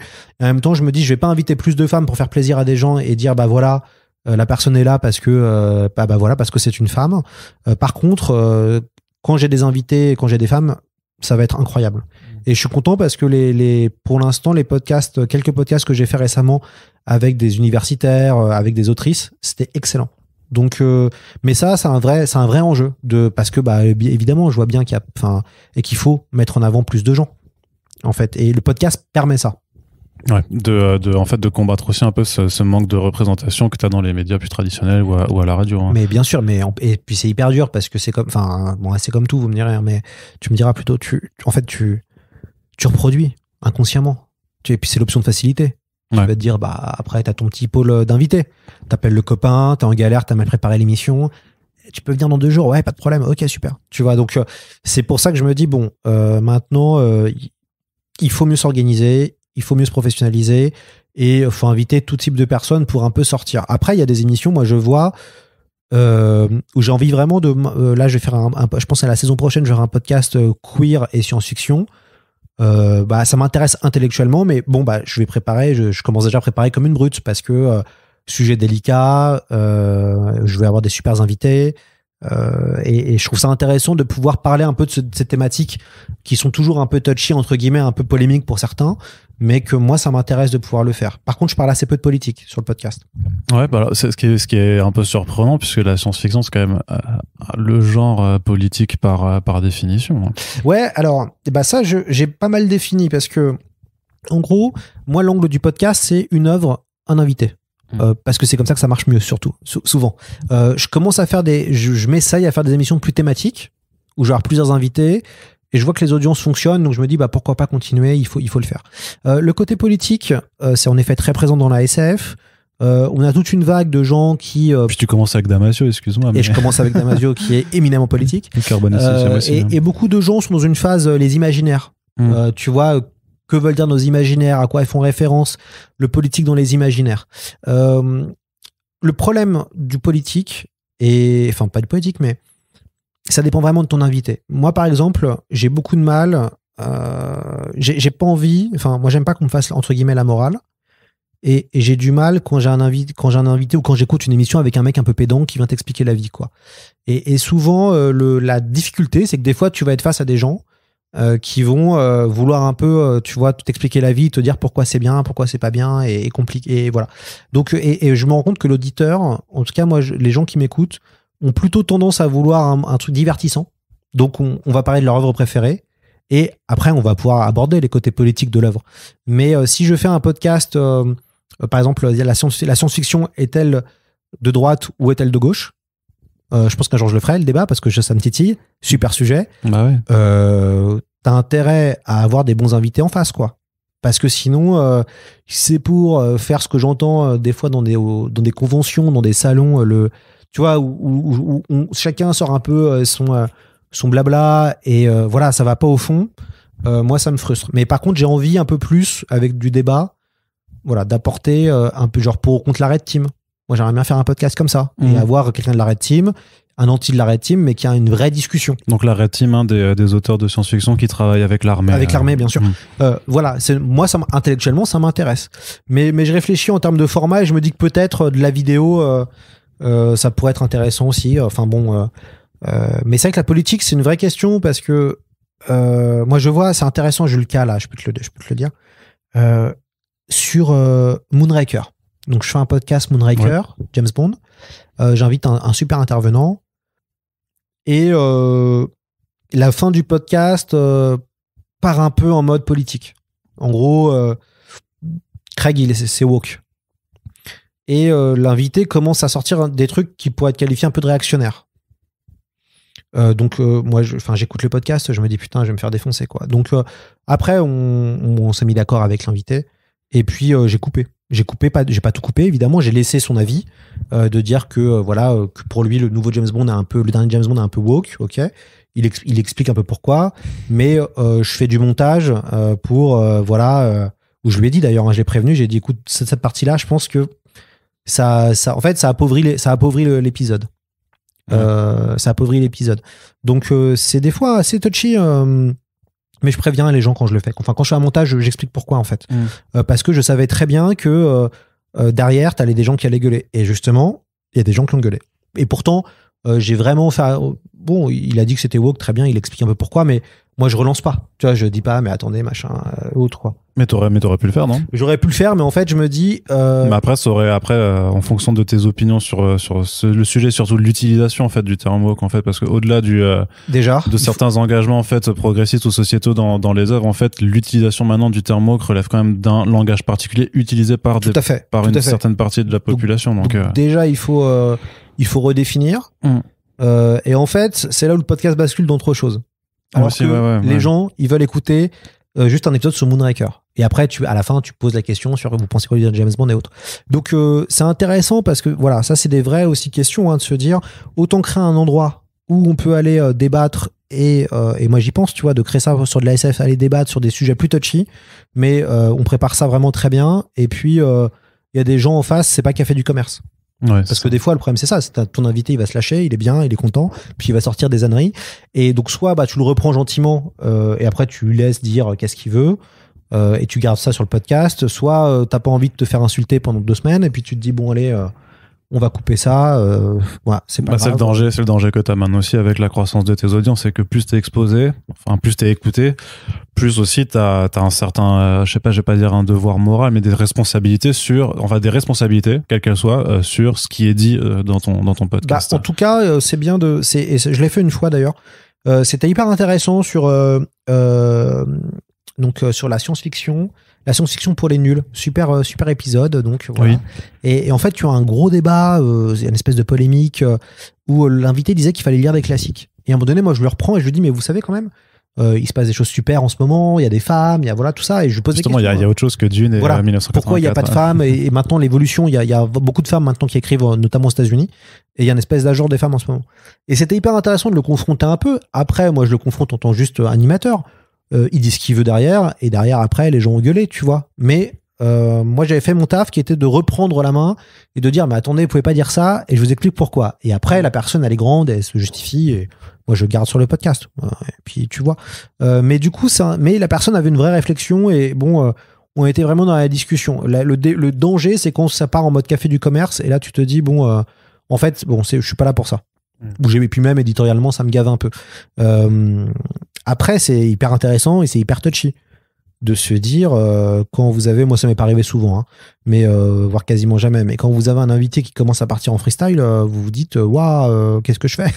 Je modère, je dis que ça déconne, je coupe, on fait pas, enfin des vraies questions, quoi. C'est l'avantage que tu as aussi quand même dans certains secteurs culturels, c'est que de façon générale, tu es quand même en fait sur des bords en fait de pensée. Alors tout le monde n'est pas d'accord sur tous les sujets, mais on va dire que sur les sujets de société, j'ai quand même l'impression que quand tu es dans la culture, dans l'imaginaire, ce genre de choses-là, en fait, grosso modo, les gens vont pas être trop réac non plus, quoi. Ouais, mais en même temps, moi, ça me dérange pas d'être en face à des gens qui sont réactionnaires, il n'y a pas de problème. Donc après, c'est la discussion. C'est-à-dire que quand la personne, on débat, on n'est pas d'accord, on n'est pas d'accord. Sur de la science-fiction, c'est compliqué. C'est en fait... il y a peu d'auteurs de droite en SF en France, oui, qui assument. Il y en a, hein, et il y en a qui assument et qui sont venus sur le podcast et on discute et il n'y a pas de problème. Et d'ailleurs, c'est même mieux, c'est même plus sympa parce qu'au moins les gens assument. Le vrai problème, c'est les gens qui s'assument pas, moi je pense, tu vois, qui sont réac, mais en fait qui cachent derrière un vernis, et en fait derrière tu te rends compte que c'est pas très sincère. Quelqu'un qui assume, il assume, tu sais pourquoi tu l'invites, tu vas pouvoir le confronter avec d'autres, super, t'as un débat, c'est super. Et moi, j'ai un peu cette vision, ça m'avait marqué quand ADI était venu, elle a connu la séquence avec Patrick Cohen qui lui dit vous invitez tout le monde. Et Frédéric Taillet dit oui, mais moi, je suis service public et j'ai le droit, ça c'est mon métier d'inviter tout le monde. Et donc, t'avais une espèce de guerre entre Patrick Cohen qui disait mais vous invitez des négationnistes, des complotistes et tout, et quelqu'un qui te dit mais attendez, service public, tout le monde doit s'exprimer, et si on n'est pas d'accord, on met des gens en face de ces gens-là pour les contredire. Et c'est hyper intéressant parce que je pense que c'est une vraie vision aussi du service public. C'est qu'est-ce que le service public? Bon, moi je suis pas le service public, j'essaye de faire comme le service public, en tout cas de la qualité du service public. Mais du coup, voilà, c'est pas pour ça que j'ai invité, je sais pas, des auteurs. Enfin, s'il y avait des complotistes qui faisaient de la SF, je pense pas que je les inviterais pour parler du bouquin, quoi. Tu vois. C'est là que t'as la limite. Hein. Après, c'est vrai qu'on part un petit peu en parenthèse là-dessus, mais ce genre de discours il faut inviter tout le monde et tout ça, je pense qu'aujourd'hui, par rapport à ce qu'on est en train de vivre, je pense que c'est plus vrai en fait. On n'a pas besoin, si tu veux, d'inviter toutes les opinions à s'exprimer, d'autant plus qu'il y a des opinions qui sont volontairement borderline et qui flirtent en fait avec juste des concepts et des théories qui sont en fait juste des délits tout simplement, enfin des trucs. Je pense qu'il n'y a absolument pas besoin de vouloir absolument. Enfin moi je sais que je le fais avec First Print, tu vois. Oui, First Print c'est un podcast qui sera sûrement identifié à gauche, tu vois. Je ressens absolument aucunement le besoin quand on parle de progressisme dans la bande dessinée américaine de devoir inviter un mec qui va m'expliquer que y a trop de personnes de couleur ou de LGBT dans les comics, parce que cette opinion pour moi n'a pas, enfin tu vois, je souhaite pas contribuer à la diffuser parce que je la trouve, et c'est pas simplement parce qu'elle me plaît pas, mais c'est parce que je pense qu'elle est mauvaise en fait pour les gens. Et en même temps, ce qui est intéressant dans ce cas-là, après ils peuvent aller le dire ailleurs, tu vois, mais c'est ton podcast, tu choisis de dire c'est ta maison, tu choisis qui rentre ou pas. D'où l'idée de faire du débat et de bien préparer en amont pour avoir des gens où en face tu peux avoir une vraie un vrai truc, une vraie discussion. Et après, bon, les gens sont bien élevés. Enfin, moi, je vois les quelques personnes de droite de l'ASF. Bon, ça reste des gens très bien. Après, non, après, il y a être de droite, il y a avoir des droites et il y a être raciste. Voilà, il y a quelqu'un qui va sortir des trucs hallucinants. Par contre, non, je pense faire un jour un podcast sur le complotisme et la science-fiction, parce qu'il y a, avec un spécialiste du complotisme, parce que c'est assez génial et c'est exceptionnel tout ce que les gens sont prêts à inventer, et avec les reptiliens et compagnie, on est dans de l'ASF. Moi, j'adore cette théorie de la Terre qui sera un disque sur une tortue géante cosmique. Je trouve ça j'adore cette théorie. Je sais pas pourquoi j'ai envie d'avoir une grande tortue qui flotte dans l'espace. Tu dois aussi varier tes sujets. Donc, à la fois avec tes invités, mais aussi sur les supports, puisque voilà, la SF, ça se limite pas que à la littérature, et d'autant plus maintenant, justement, t'as de la BD, t'as du comics, hein, du coup, parce que t'as reçu, à mon grand désarroi, t'as eu la chance d'avoir Hickman et Huddleston sur l'excellent Décorum, mais voilà, tu fais aussi jeux vidéo, c'est vrai de ça. Comment tu répartis un petit peu, est-ce que t'essaies d'avoir vraiment une sorte de rotation en disant... Ouais. Non, j'essaye vraiment de faire de la rotation, justement parce que, un, ça me divertit, deux, les gens sont contents. Je pense qu'il y a beaucoup de gens d'auditeurs qui me disent qu'ils aiment bien avoir cette diversité de sujets. Heureusement que je fais pas que des auteurs français parce que c'est pas ça qui marche le plus en termes d'audience. Heureusement que je fais pas que du cinéma parce que sinon, malheureusement, je pense que j'aurais plus grand chose à dire à un certain moment. Ouais, et puis t'arrives aussi en compétition avec, parce que en termes de cinéma, par contre, en termes de podcast cinéma, sans même parler de la qualité, il y a une quantité de podcasts et d'émissions, de youtubeurs, de machin. Il y a vraiment énormément de propositions. Hein. Ouais, bah c'est plus facile entre guillemets. Hein, c'est plus, enfin, ça dépend entre guillemets. Hein, évidemment, moi je vois ce que fait Philip Gage sur Cinécrash, c'est remarquable. Il passe un temps fou dessus. Et c'est vraiment de la qualité, mais c'est vrai que c'est plus facile de commenter un film ou de commenter quelque chose qu'on a vu en 2 heures que d'aller commenter un long bouquin de 500 pages. Donc ouais, non, c'est important pour moi déjà parce qu'intellectuellement ça me plaît de pouvoir un peu changer, de varier, de suivre qu'est-ce qui se passe et d'essayer d'arriver à après faire des analyses. C'est quoi les tendances, pourquoi c'est ça, pourquoi en ce moment la vieille SF revient au goût du jour, hein, on parle de Dune là, à Dune Fondation. Ils parleront bientôt. Enfin voilà, c'est intéressant d'essayer de comprendre un peu les enjeux et les tendances pour pouvoir après faire de l'analyse. Donc moi, ça me fait plaisir. J'aime bien avoir aussi envie d'inviter d'autres types de gens et des gens qu'on n'entend pas. Ça, c'est aussi le principe du podcast, c'est d'avoir des gens qu'on n'entend pas et qu'on n'invite pas dans les médias. Et ça, c'est un truc que j'ai commencé dès le début de mes piges. Pour la petite histoire, une des premières personnes que j'ai interviewées dans ma jeune carrière de journaliste au Bon du blog, c'était un certain Clément Viktorovitch, avant qu'il perce.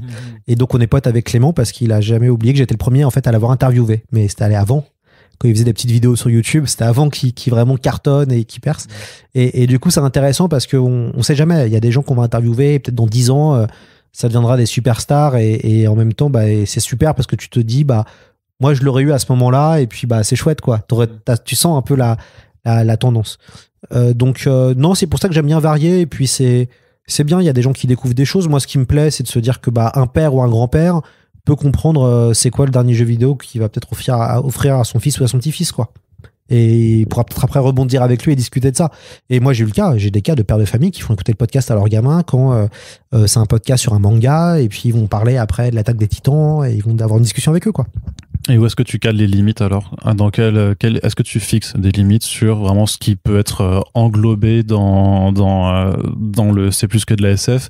Dans quelle mesure tu t'autorises des souplesses aussi pour parfois trouver un petit prétexte et te dire vas-y, en vrai, j'ai envie de le faire. Donc, récemment, là, j'ai fait l'Argo Winch parce qu'il se passe dans l'espace.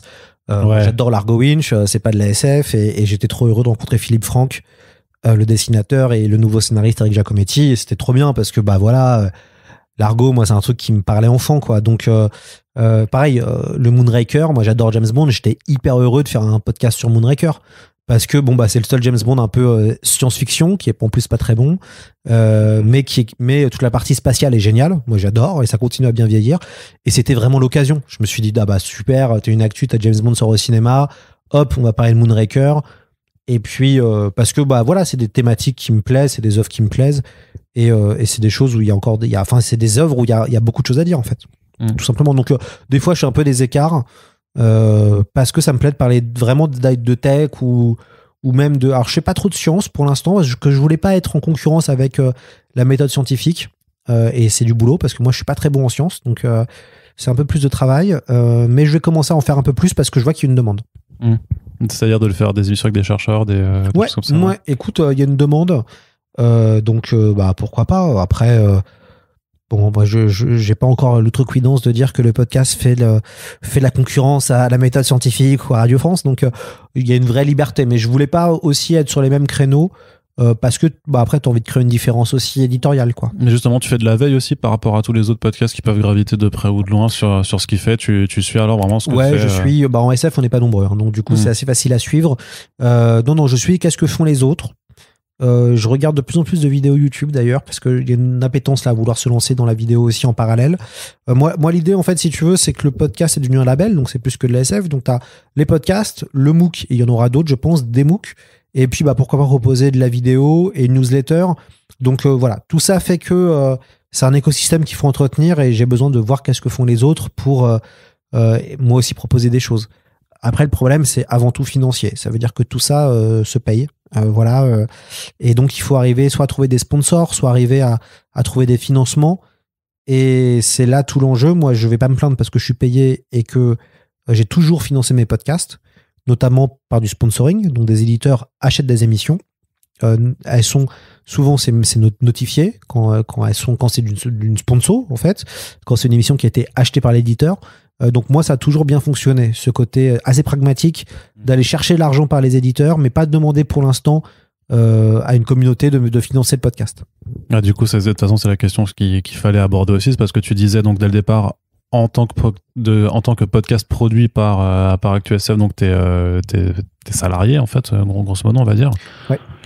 Mais du coup, c'est ça ton objectif dès le départ, donc c'était d'avoir une politique économique bien précise pour pouvoir être rémunéré sur ce travail. Ouais, tout de suite, parce qu'en fait, moi je vois, alors votre Tipeee, il est incroyable, hein, ce que vous avez réussi à engranger.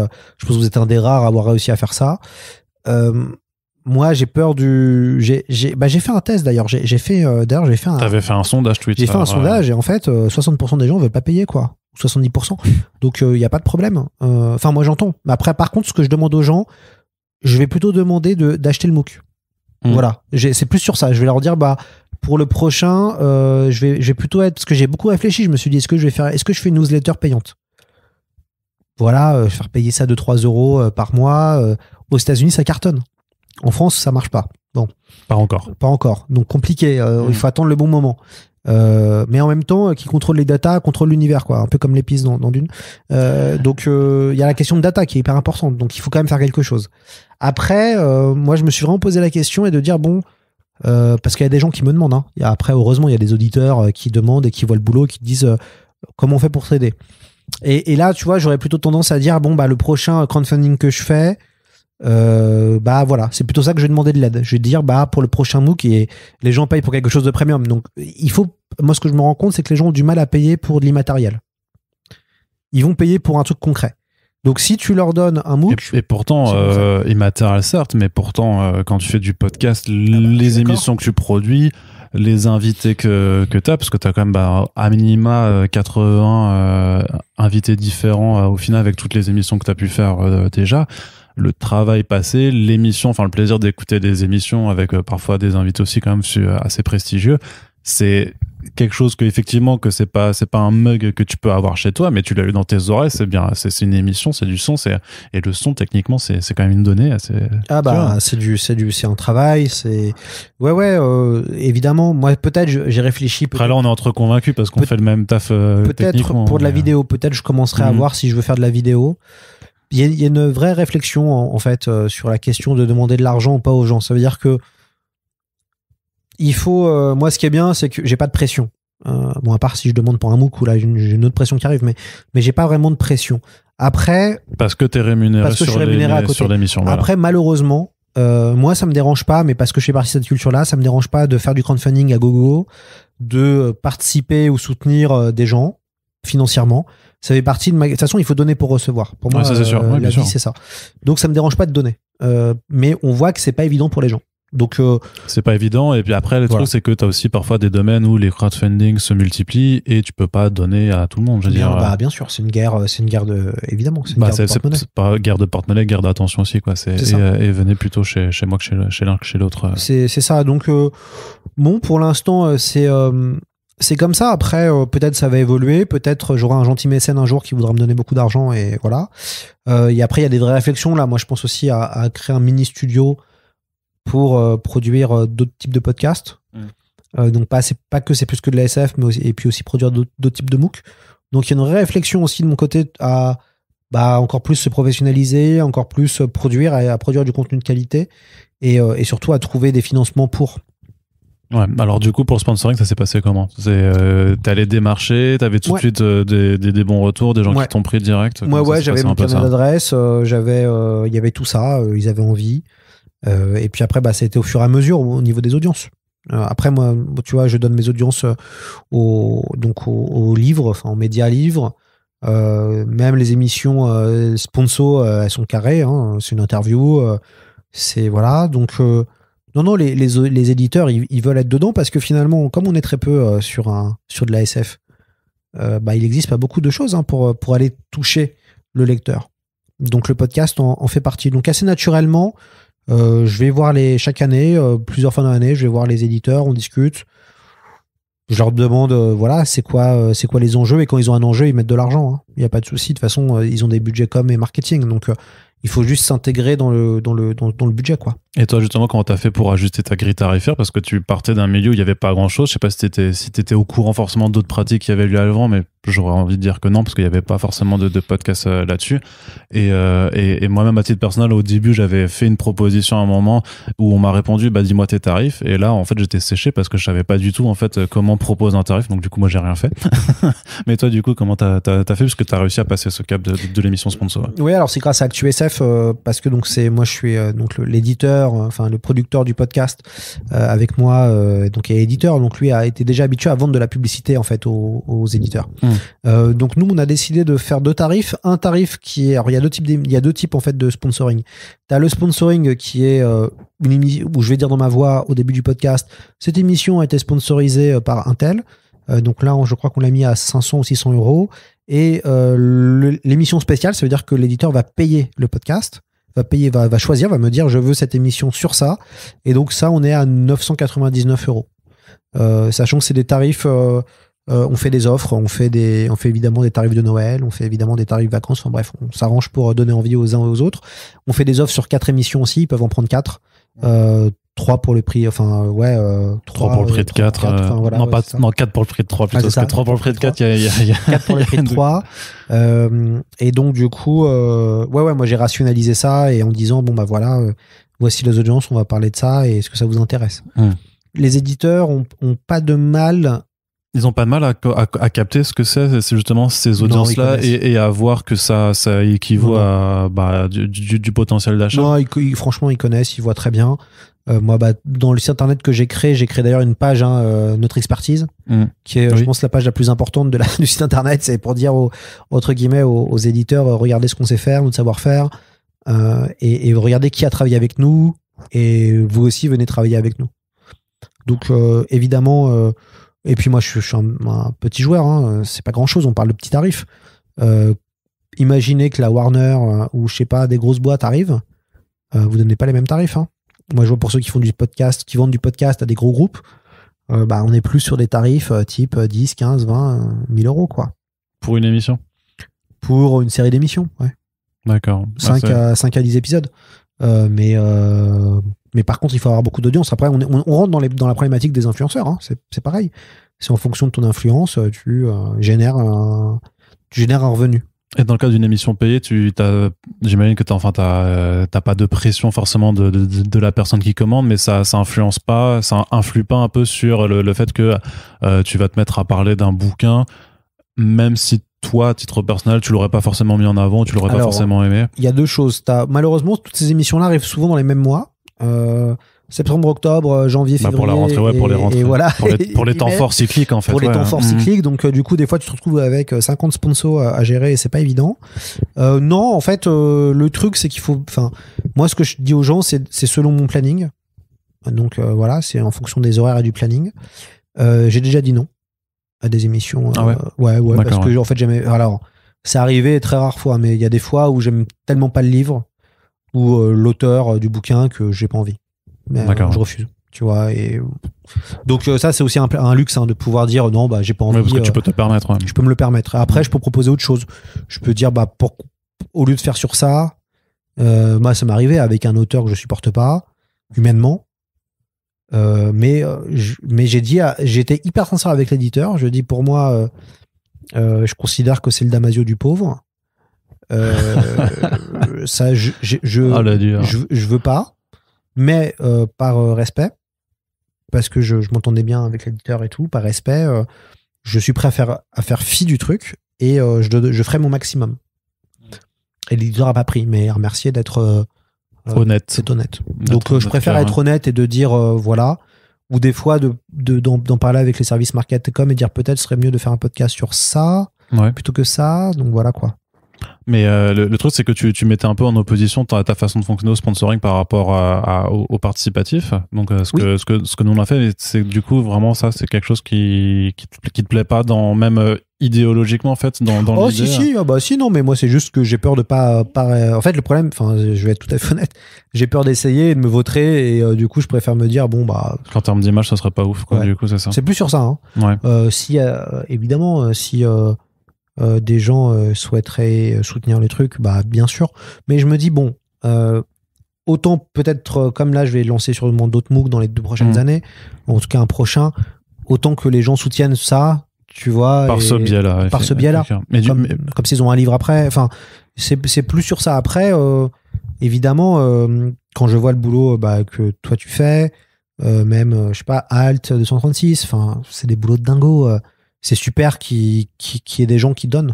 Parce que après, en termes de temps de travail, moi, un podcast, après ça dépend si je dois lire le livre ou voir la série, mais un podcast, c'est une journée de boulot, tu vois. Donc ça devient pas quand je vois ce qu'a fait Pink Platypus, enfin les documentaires les documentaires sur Macross, sur Gundam, surtout sur Gundam, où ça prend des mois de travail. Mais ouais, évidemment, il faut demander de l'argent. Enfin, moi, ça me dérange pas d'en donner, tu vois.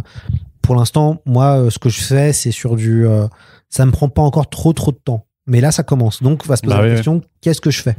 Au fur et à mesure, surtout si tu décides aussi d'augmenter peut-être la cadence, je sais pas si c'est quelque chose forcément. Mais est-ce que t'as le temps aussi ? Parce que... Je pourrais l'augmenter, mais ce que je vois, c'est que les gens sont déjà sous l'eau. Ouais. Donc, compliqué. 2 solutions. Moi, ce que je pensais, c'était de me dire, bon, bah, on va faire de la vidéo, on va faire peut-être une newsletter. Comme ça, on va dire, la trinité sacrée... podcast, livre, vidéo et puis voilà, newsletter. Ça me démangerait pas de faire un peu une émission enfin, juste faire une courte chronique d'actu. L'actualité de la SF en une semaine. Et je réfléchis mais peut-être le mieux c'est de le faire par newsletter. Enfin, il y a une vraie réflexion parce que comment je le fais financer, tu vois, c'est toujours la même question. Hein. Tu vas aller sur Substack comme tout le monde. Hein. Voilà, comment tout le monde s'y met, même en France maintenant, ça commence à venir, quoi. Tu vois, comment je fais financer ça, sachant que moi, la newsletter que j'avais prévue, c'était avec la DA du MOOC Dune, donc pas une newsletter, c'est de faire... de toute façon, moi, c'est peut-être mon défaut, mais moi, j'ai un côté un peu, entre guillemets, bling-bling dans le contenu. Ça veut dire que... C'est-à-dire que Lloyd est avec des chaînes en or là sur le canapé présentement. En fait, par exemple, sur le MOOC Dune, ça a coûté 120 000 €, donc 50 000 € d'édito, 70 000 € de fab, parce que il y avait cette idée de se dire, moi je voulais faire un truc mégalo, où tout le monde est bien payé, et ça respirait l'argent dans le sens où les gens ils voient qu'il y a eu du budget dessus. Et donc le budget, enfin l'argent attire l'argent, et le côté mettre de fortes sommes, c'est énorme, 120 000 € pour un MOOC... pour de 50 pages, on voit ça nulle part en fait.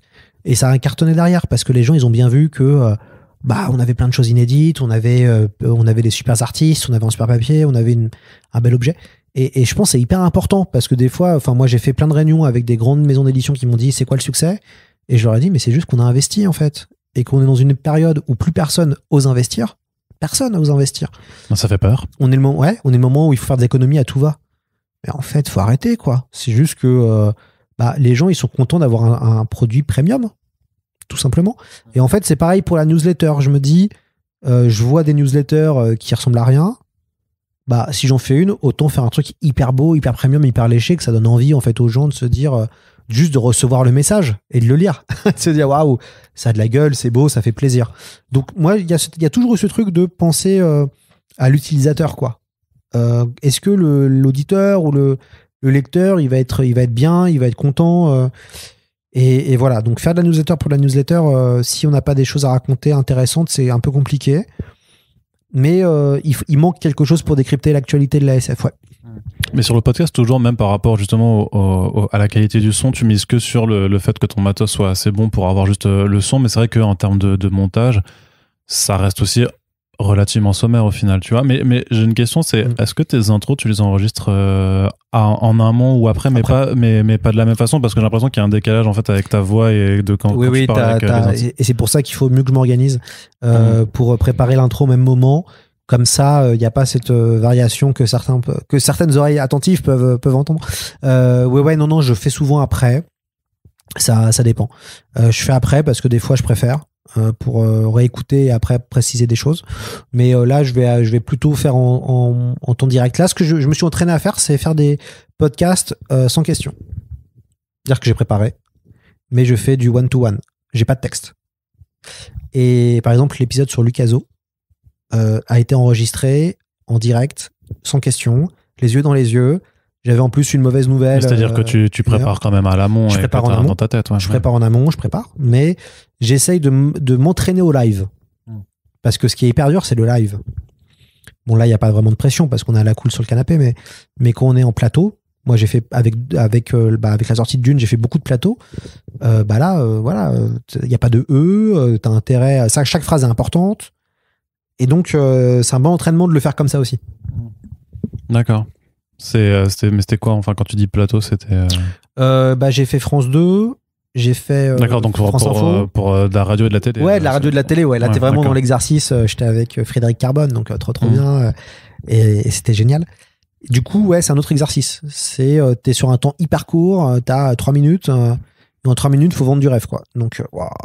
Bah donc t'as pas le temps de niaiser pas le temps de niaiser, ouais, c'est-à-dire qu'avant tu prépares, quand tu préparais tes podcasts, c'est-à-dire que tu te faisais une liste de questions, alors vraiment j'ai gardé ça, bien sûr, j'écris toujours mes questions. Ah ouais? Ouais, j'ai gardé ce truc-là, ça dépend, il y a des fois où je le fais pas parce que je connais bien le truc et j'ai pas besoin, en fait, si tu veux, de décrire, mais j'écris toujours mes questions. Je passe pas mal de temps à trouver des extraits pour nourrir le podcast. J'essaye de prendre du temps aussi de lire, de bien lire avant, de bien préparer, de bien lire. Après, ça dépend des sujets. Et puis des fois, t'as pas trop le temps. Enfin, tu vois, sur Squid Game, le podcast sur Squid Game, bon, il y avait pas de littérature vraiment sur Squid Game. T'avais des articles de presse, mais t'avais pas encore de grandes analyses. Et ça arrivait après. Donc, du coup, non, c'est comme ça que je procède. Mais l'objectif, il faudrait que je prenne plus de temps parce qu'avec l'habitude maintenant c'est même une demi-journée de travail, ça me prend maintenant et je me dis bon il faut plus se préparer. Moi je le vois et la différence c'est quand t'as lu le livre jusqu'au bout, rien à voir. Quand t'as lu le livre jusqu'au bout, ça n'a rien à voir vis-à-vis de l'invité. T'es bien parce que moi je peux faire un podcast sans avoir lu un bouquin. C'est pas très très dur. Tu utilises les mêmes skills journalistiques. C'était le fameux truc, tu lis le début, le milieu, la fin. Voilà, ça c'est le truc pour pas avoir tout lu, mais pour pouvoir en parler. C'est ce que fait de télé classique. Et du coup, le plaisir est totalement différent quand t'as lu le livre. Rien à voir. Pareil pour une BD. De toute façon, moi, je fais pas de podcast sans avoir lu les BD. J'y arriverai pas, en fait. Donc, quand t'as lu vraiment, quand t'as laissé insuffler la chose et infuser, le plaisir, il est 10 fois plus grand. Et alors du coup, dernière partie de ce podcast aussi pour aborder justement ce fameux MOOC Dune et tout ce qui en a découlé après, parce que c'est parti d'un MOOC que tu as fait du coup en financement participatif, donc en anticipation bien entendu de la sortie du film de Denis Villeneuve que tu as attendu. C'est sûr. Encore plus j'imagine, parce que du coup le timing du MOOC à la base était pensé pour la première sortie du film, et du coup après ça t'a permis d'avoir une bonne année en fait pour vendre le truc et laisser le bouquin s'écouler. Donc je me demande, est-ce que ça a pas permis aussi de débloquer des trucs avec Warner, avec qui t'as travaillé officiellement. C'est vrai qu'au début on était parti pour une sortie en novembre du MOOC Dune et le film arrive en décembre. On l'a sorti en novembre. Et malheureusement, le film n'est pas arrivé, il a fallu attendre presque 1 an de plus. Donc au début, c'était un peu l'angoisse parce qu'on avait fait un tirage à 16 000 exemplaires en pensant qu'il allait avoir le film. Et donc là, vous vous dites, mais comment on va faire pour vendre ? Et en fait, on a vendu 15 000 ex. Donc avant la sortie du film. Donc on était épuisés, quasiment épuisés. Et donc on a sorti une autre édition pour le film. Donc une édition collector. Globalement, elle nous a coûté moins cher à produire, mais elle était plus grosse et on a corrigé tout ce qui nous plaisait pas sur la version MOOC et on en est à presque 3000 exemplaires en l'espace de 2 mois et demi. Intéressant aussi de voir comment un film ou pas peut propulser votre livre. Quand il y a eu le moment du film, moi, je vendais 500 exemplaires par semaine, donc ce qui est plutôt pas mal. Là, je suis retombé, entre guillemets, à 200 exemplaires, mais je vais pas me plaindre. Donc, c'était une magnifique aventure, parce que j'étais chef de projet dessus, j'étais le rédacteur en chef. J'ai tout décidé, entre guillemets, de A à Z. C'était mon équipe, les gens avec qui, les éditeurs, j'ai choisi tout le monde, en fait, sur le projet. Et ça a été vraiment une magnifique aventure, parce que j'avais jamais fait ça, parce que je l'ai fait pendant le confinement, et ça a marché. J'ai pu rencontrer Jodorowsky, j'ai pu rencontrer Denis Villeneuve, j'ai même une belle photo avec lui et le MOOC, donc c'est génial. Et du coup, j'ai pu bosser avec la Warner, c'était une super expérience de travailler avec un gros studio hollywoodien, de voir que le temps n'est pas le même entre Hollywood et entre un bouquin.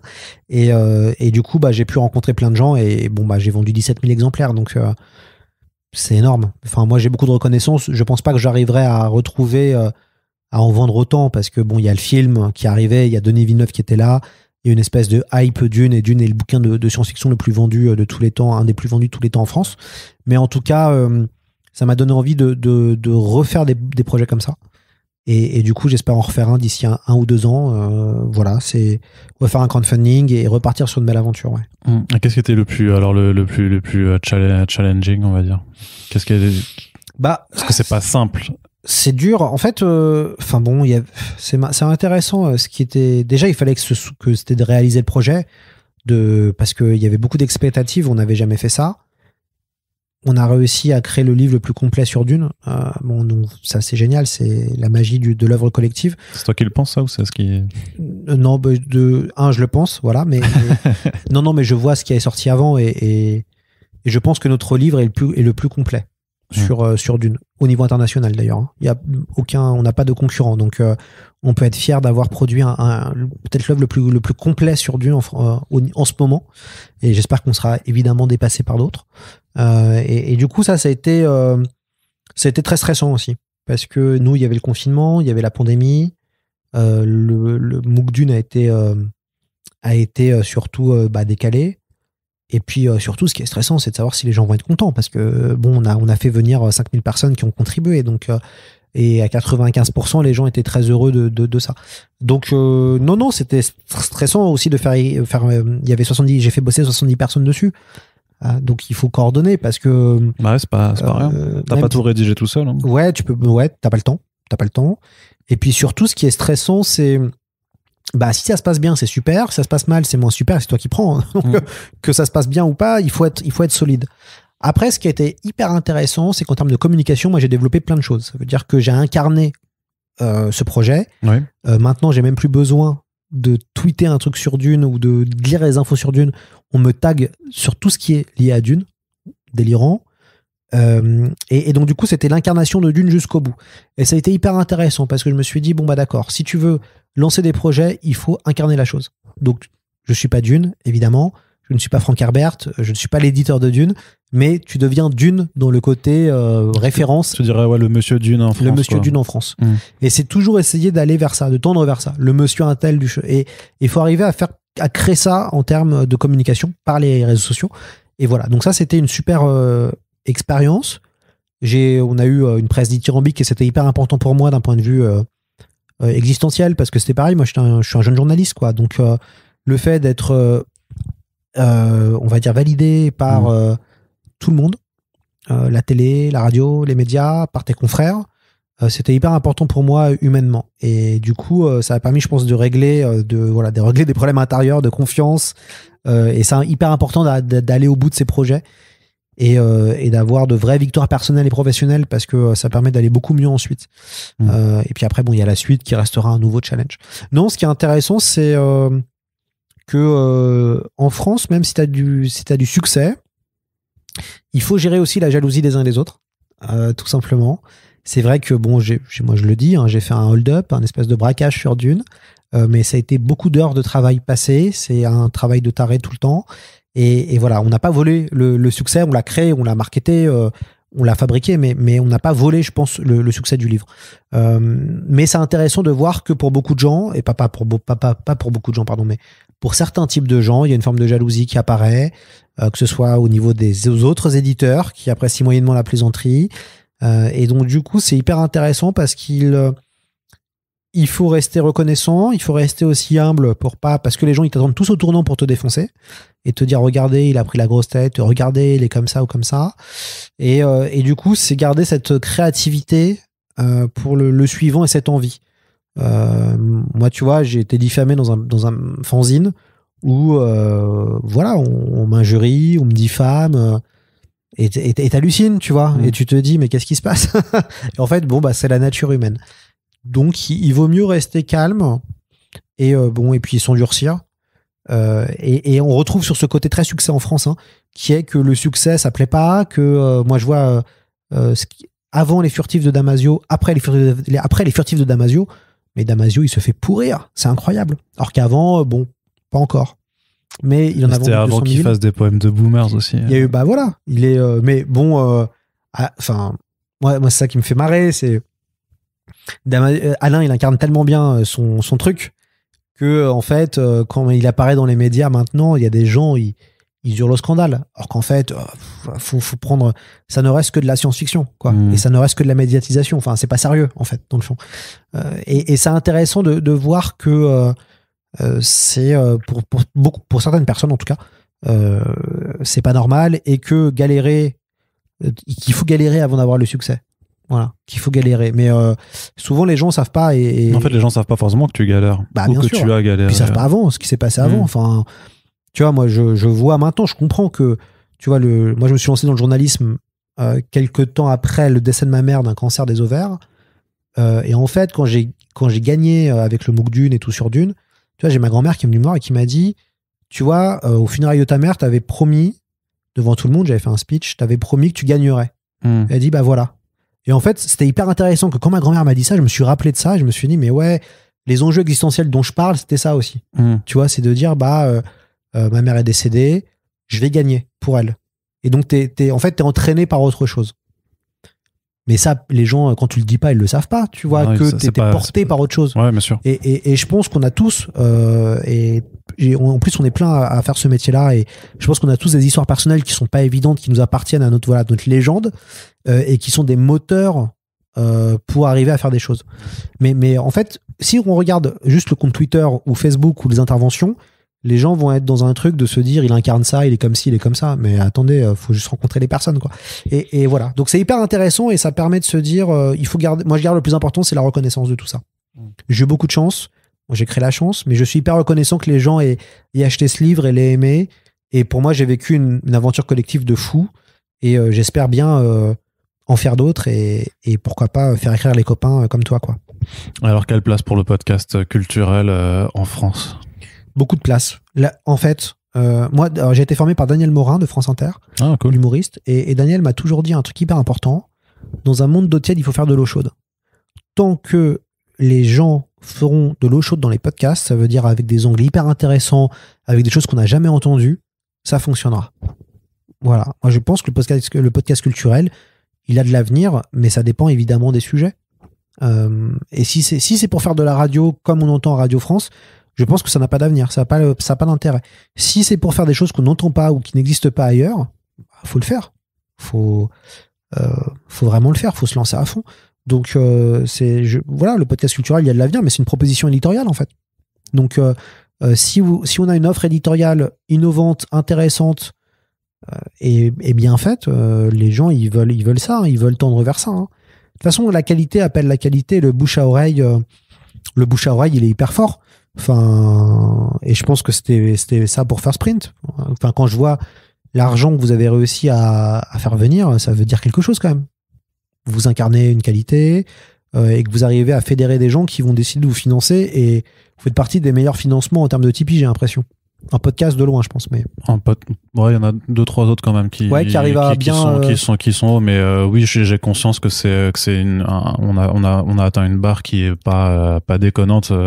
T'as combien là maintenant? Plus de 1000 € toujours, hein? Ouais, c'est ça avait, on a fait un courrier des lecteurs il y a pas si longtemps que ça sur First Print, mais du coup ouais, c'est en moyenne entre 1000 et 1100 € par mois, quoi. Voilà, donc ça ne grimpe pas plus pour l'instant. Moi j'ai toujours l'impression d'avoir une forme de plafond vert, mais je suis tout aussi reconnaissant parce que je vois bien que oui, il n'y a pas énormément de podcasts qui arrivent à avoir ça et forcément, après, vu tout le taf que j'y passe et tout, c'est bien d'avoir au moins ce niveau-là, quoi. Sinon, je pense que j'en ferais moins, clairement. Bah, j'en ça, ferais ouais. pas autant, hein, sinon. Et puis 1000 € à Paris. Enfin, après, il faut toujours. Après, on t'enlève les trucs, puis mais tu répartis sûr. avec Corentin et tout ça, donc c'est. Voilà, non, mais c'est pas évident. C'est pas évident. Donc, c'est vrai que pour ça, je pense que le côté sponsor et bosser avec des éditeurs en direct, c'est mieux. Voilà, c'est mieux parce que c'est plus facile de faire de l'argent. Après, c'est comme tout. Il faut être très clair qu'on en fait. Mais moi, ça me choquerait pas que, je sais pas, la Warner demande à First Print de faire une série sur Batman. Bon, Faut leur dire. Hein. Voilà, c'est possible, tu vois. Et c'est pas choquant. Donc non. Après, je pense que pour First Print, le vrai challenge, ça va être est-ce que vous allez faire un magazine un jour? Est-ce que vous allez faire de la presse? Comment vous allez comment en fait ce qui est intéressant, c'est comment votre communauté. Parce que toi, tu penses qu'il faut de toute façon tu penses que pour tout podcast de ce genre-là, il faut à un moment transcender la barrière de l'audio et aller sur un autre secteur aussi. Hein. Ouais, bah il faut continuer en fait. Si tu veux, pour moi, c'est tout est cohérent et tout se répond. Il existe un atome du manga, il n'existe pas de atome du comics. Ça pourrait être First Print, une revue d'interview. Alors techniquement, après là, on va partir sur vraiment du hors sujet, mais techniquement, il y a eu Comic Box quand même pendant pas mal d'années qui a dû s'arrêter. Ça existait quoi, et si ça n'existe plus, c'est pas non plus sans raison quoi. En fait, bon après, il y a eu plein de merde avec la boîte qui éditait ou qui s'occupait des abonnements pour la revue de Xavier Fournier. Mais s'il y a plus de Comic Box aujourd'hui, c'est aussi parce que il y avait pas le public quoi. Ouais, je pense que en fait la presse comics, c'est compliqué de ouf. Hein. Je pense qu'il faut, en fait, c'est d'arriver à créer, c'est en fait de créer une offre qui va faire venir la demande. Ouais. Et c'est ça tout l'enjeu, et c'est ça qui est hyper difficile. Ça veut dire, moi j'ai souvent vu ça comme ça, c'est de me dire bon bah ok t'as ça. Comment tu fais pour encore plus monter, pour encore plus jusqu'où tu peux, c'est quoi sky is the limit, mais c'est quoi ton plafond de verre? Alors moi je le vois en termes d'audience, mais je me dis c'est plus que de la SF, comment on peut faire encore plus rayonner la SF? First Print, ça pourrait être un prix, tu vois, le meilleur comics de l'année par exemple. Enfin moi, je dis ça parce que j'y ai pensé avec c'est plus que de la SF pour faire ça en BD, essayer, donc je suis allé voir la fondation de la bande dessinée qui a été ouverte il y a pas très longtemps pour demander en fait s'il y avait pas moyen de pouvoir créer un prix, et est-ce qu'ils pouvaient pas financer le prix pour créer juste un prix doté pour des auteurs de BD quoi. Voilà, parce que moi ça me touche les auteurs de BD, mais ça, moi je pense que First Print c'est un moyen pour faire autre chose, c'est une passerelle, une plateforme de lancement. Ouais. Ok, très bien. Bah écoute, on en reparlera dans un autre podcast sur là-dessus, mais en tout cas, c'est plus que de la SF, donc c'est disponible sur toutes les plateformes d'écoute. On a mis un lien dans la description de ce podcast où vous pourrez directement aller écouter, vous abonner tout de suite là-dessus. Lloyd Cherry, merci d'avoir répondu à toutes nos questions. Merci à vous. On espère que vous êtes contents de ce retour de The Pulse, qui s'était fait, qui était un petit peu absent ces derniers mois. C'est juste aussi une question d'organisation, comme on l'a évoqué dans ce podcast. En tout cas, le prochain est déjà, il y a toute une liste d'invités qui sont déjà planifiés, et donc on va continuer avec cette saison 2, à vraiment essayer d'aborder le prisme du journalisme culturel par tout type de culture et tout type de médias. On vous rappelle que The Pulse est un podcast aussi rare que précieux, et donc il faut le soutenir plus que de raison. Donc on espère que si ce travail vous a plu, cette émission également, vous allez la partager pour simplement soutenir le podcast, aussi rappeler au monde qu'il existe, et que les gens puissent aller rattraper les précédentes émissions. Merci de nous avoir écoutés, et à très bientôt pour la suite. Salut.